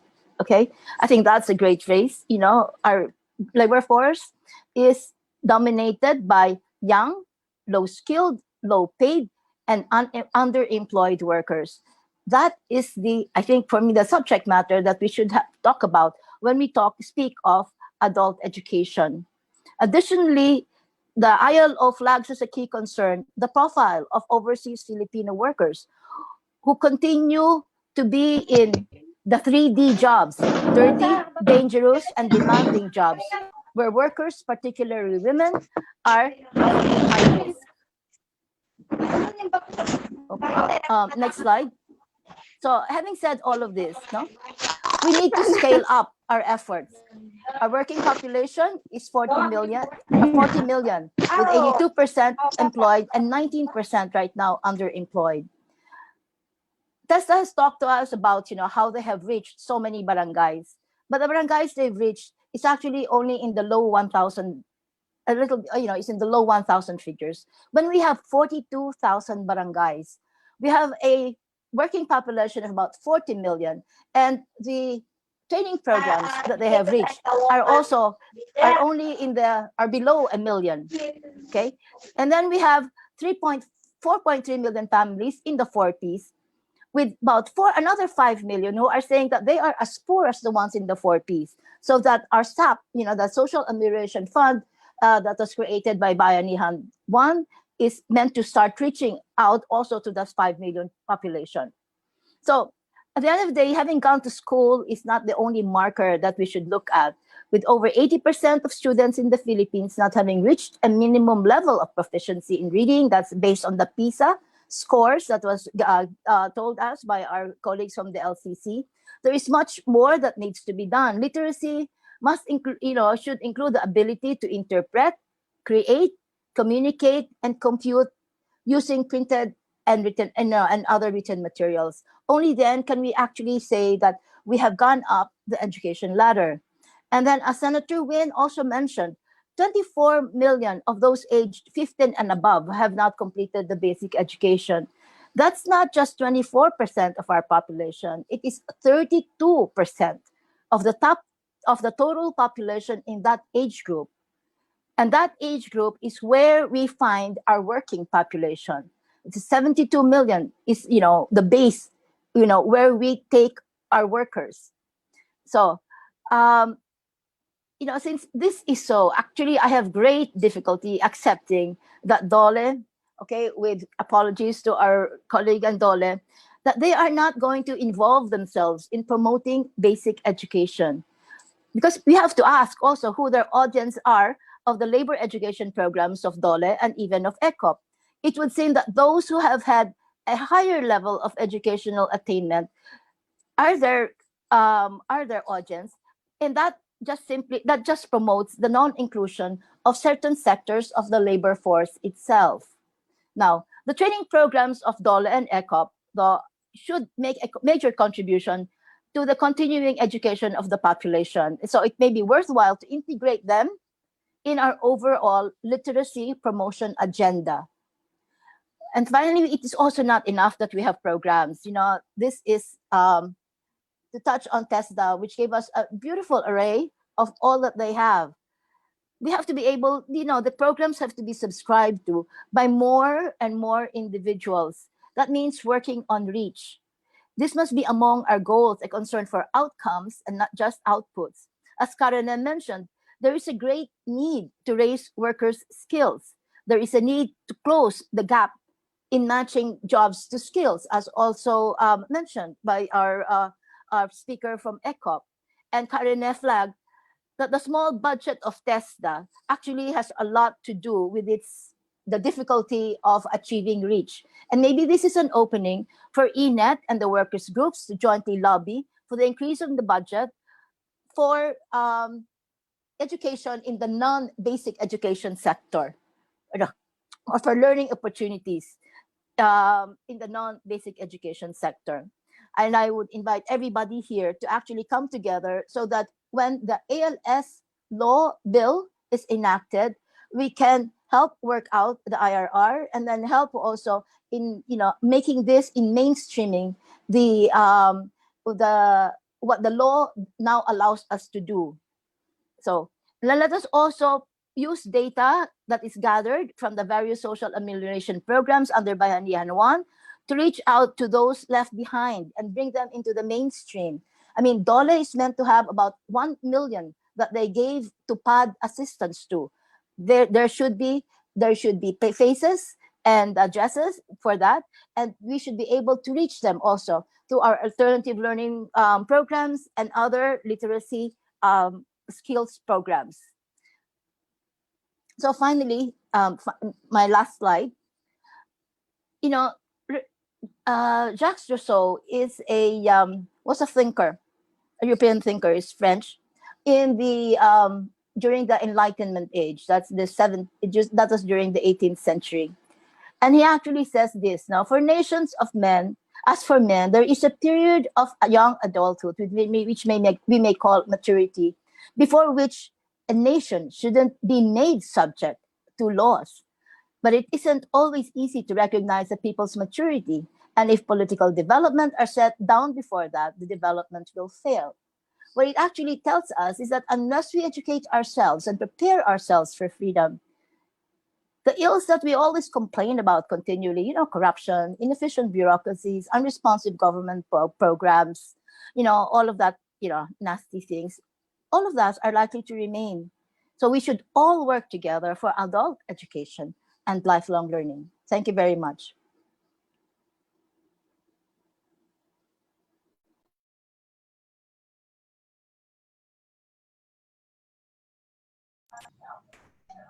Mon, are you there?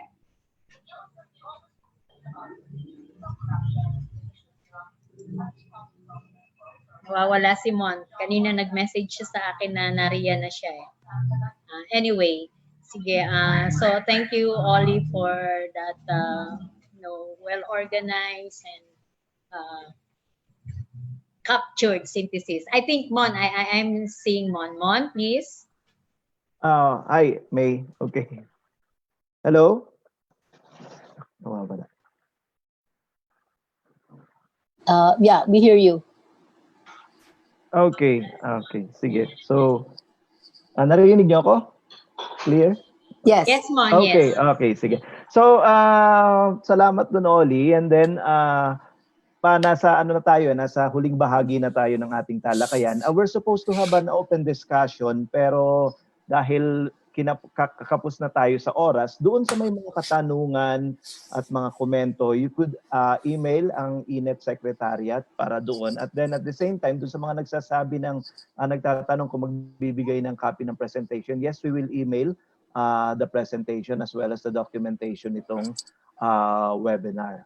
Ayan, so para sa pagtatapos, but before I call Flora nga pala, gusto ko lang i-recognize at i-appreciate yung ating interpreter, si Miss Bea Moreno at si Mr. Jansen Moreno for providing the sign language for this webinar. So maraming salamat sa kanila. So to formally close this webinar, I call on Flora, ang President ng INET Philippines. Okay. Nagpapasalamat po kami sa lahat ng mga nagpaunlak ng kanilang presensya sa ating pag-usap ngayon at napakahalaga ng mga inputs na naibahagi nyo. At malaking tulong po ito para sa sasaayos natin ng ating responsibilidad para ma-harness yung talino, yung mga kalakasan ng ating mga kabataan, ng ating mga adults, lalo na yung mga adults natin na ngayon ay nasa serbisyo na, yung mga manggagawa, na hindi lahat ay nakatapos talaga ng kanilang pag-aaral na yung sinasabi nating nagka-diploma. Kasi sa ating edukasyon ngayon, kapag hindi ka walang diploma, parang hindi ka nakapag-aral.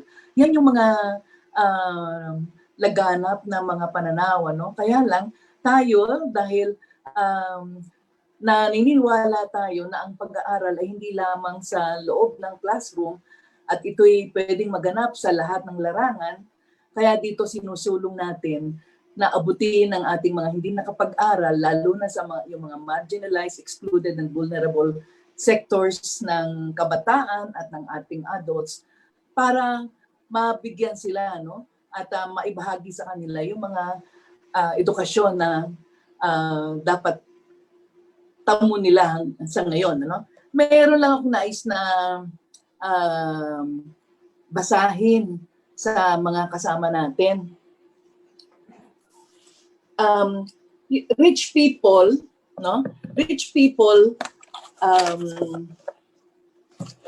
hindi ko mabasa. Rich people know that they can pass on money to their children. They cannot pass on money to their children. They cannot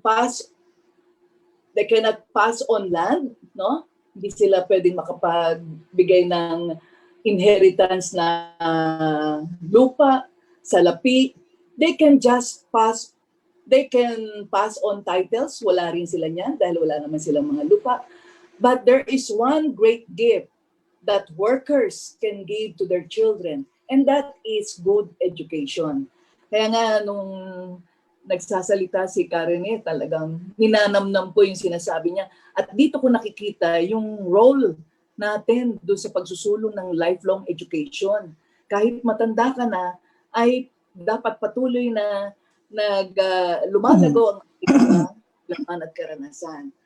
So, yung isa pa, yung nais ko rin banggitin, that is the basis for the hope that the children will live better lives, no? Be able to move to a job, to a position within their countries like us, and within their nation or societies that is different and better than they are now enjoying. So yun lang po yung nice kong ibahagi, ano, na dahil karamihan sa ating mga hindi nakapag-aral ay nagmula sa mga mahihirap. At yun lang ang isang napakahalagang gift natin sa ating mga anak, yung good education, whether it is in the formal or in the alternative learning system. So, maraming salamat po sa lahat ng mga nagpaunlak sa ating ngayon, sa ating mga public servants, no, na naririto, sa ating mga development workers, no, at sa ating mga kapatid sa INET Board at Advisory Council, at sa ating mga staff na tumulong sa pagiging successful, no, ng mga technical concerns, no, sa ating webinar, at syempre sa mga participants natin na naririto ngayon sa Zoom, sa ating platform, at sa lahat ng mga nanonood sa ating Facebook Live. So, maraming salamat. Sana ang mga napulot nating pag-aaral dito ay makatulong sa pagsusulong ng ating advokasya para sa inclusive, equitable, lifelong learning education at quality education for all. Marami pong salamat. Ngayon, thank you so much, Ma'am Flora. Ang lalim naman nun, Ma'am Flora. Hindi ako, nalulunod ako. Hello, thank you. So, Flora for the certificate giving. Certificate, yeah. Thank you.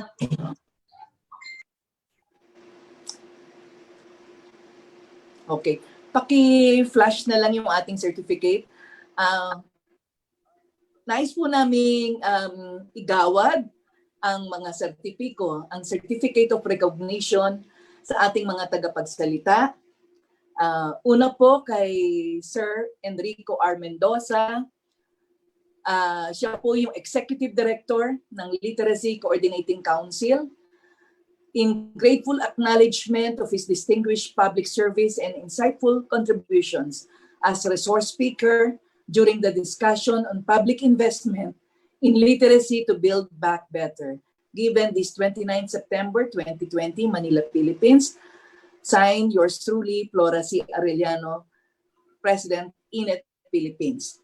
Ganon din po ang mga certificate na nais nating igawad sa iba pa po nating mga tagapagsalita, tulad po ni Ms. Dominic Rubia Tutay ng Department of Education and Employment, Department of Labor and Employment, si Engineer Florante L. Herrera ng TESDA, kay Ms. Jelermina Abigail Gorospe ng ECOP, kay Karine Magtubo ng Partido Manggagawa, at syempre kay Ginang Olivia Lucas ng Unang Hakbang Foundation at OGP Steering Committee member.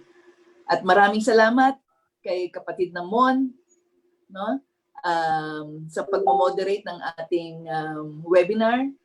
Maraming salamat, at ganoon din sa ating National Coordinator, si May 5. Maraming salamat po sa lahat. Sa susunod po, meron pa po tayo bukas. May press conference ang INET, kaugnay ng pagbubukas ng klase. Siguro may announcement ang INET kaugnay dito. At gusto ko lang pong i-advance na yung announcement ng mga kaguruan. October 5 po ay World Teachers Day. Meron po tayong panibago na namang pagsasama-sama sa ating platform through the Zoom. Thank you very much. May announcement. Panibago na naman. Thank you. Sige. Last na po. Sige. Sorry, nakapa-Facebook Live. Sandali. Sorry po.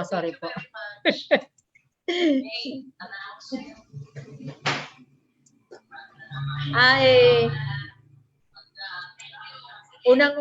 unang-una, thank you. Overtime na tayo. We're taking much of your time. Pero yun po, gusto lang namin i-announce yung yung press conference bukas sa pagbubukas ng panawagan ng INET Philippines. pagbabalik eskwela, walang dapat maiwan, walang dapat maisantabi dahil yan po ang pinaka-advocacy ng INET, yung mga marginalized sector. So yan po, bukas po yan. Mag-FB live din po tayo. At gugunitain din natin ang World Teachers Day sa October 5. At yung pagbibigay din po ng ating pagpupugay sa mga katutubong kapatid natin sa October 12 naman po. So, yun po muna at baka mahilo na kayo sa dami na activities. Muli, maraming salamat po. Salamat po. At kami ni Sir Eric, may databasing kami sa lahat ng initiative po ng literacy program. So natapos na po, napakaganda ng ginawa ng LCC na databasing sa LGU initiative at it will be uploaded sa sa website ng LCC at DepEd. And then the next step would be the literacy initiative of civil society organization. Maybe Sir Eric, tignan din natin yung lahat ng initiative ng mga government agencies. Yes, that would ma'am. be also good. Yeah. Thank you So, po and congratulations lahat, to INET Philippines. sige. Salamat po, Director Herrera, Ma'am si Ma'am Tulay for coming, and of course Miss Abigail and si Karen na hinahanap ko, wala na. By the way po, para lang malaman ng ating mga guests, ang ating pong mga INET na from Mindanao ay nanonood po all the way from North Cotabato. Yan po sila, Kidapawan City. Meron din po tayo from Negros, meron din sa Benguet at sa Central Luzon, and of course, sa National Capital Region. So yan po ang naging scope natin ngayon. At yung iba pong members ng INET na nahihirapan sa pagpasok sa Zoom, nandun po sila sa Facebook kasi mas madali daw sa data. At also, thank you for LCC, sa website ng LCC na this webinar was cross-hosted sa LCC at saka sa DOLE, tama po, at saka doon sa page din ng DOLE. So, thank you very much doon. At thank you, Miss May Cinco. Yes.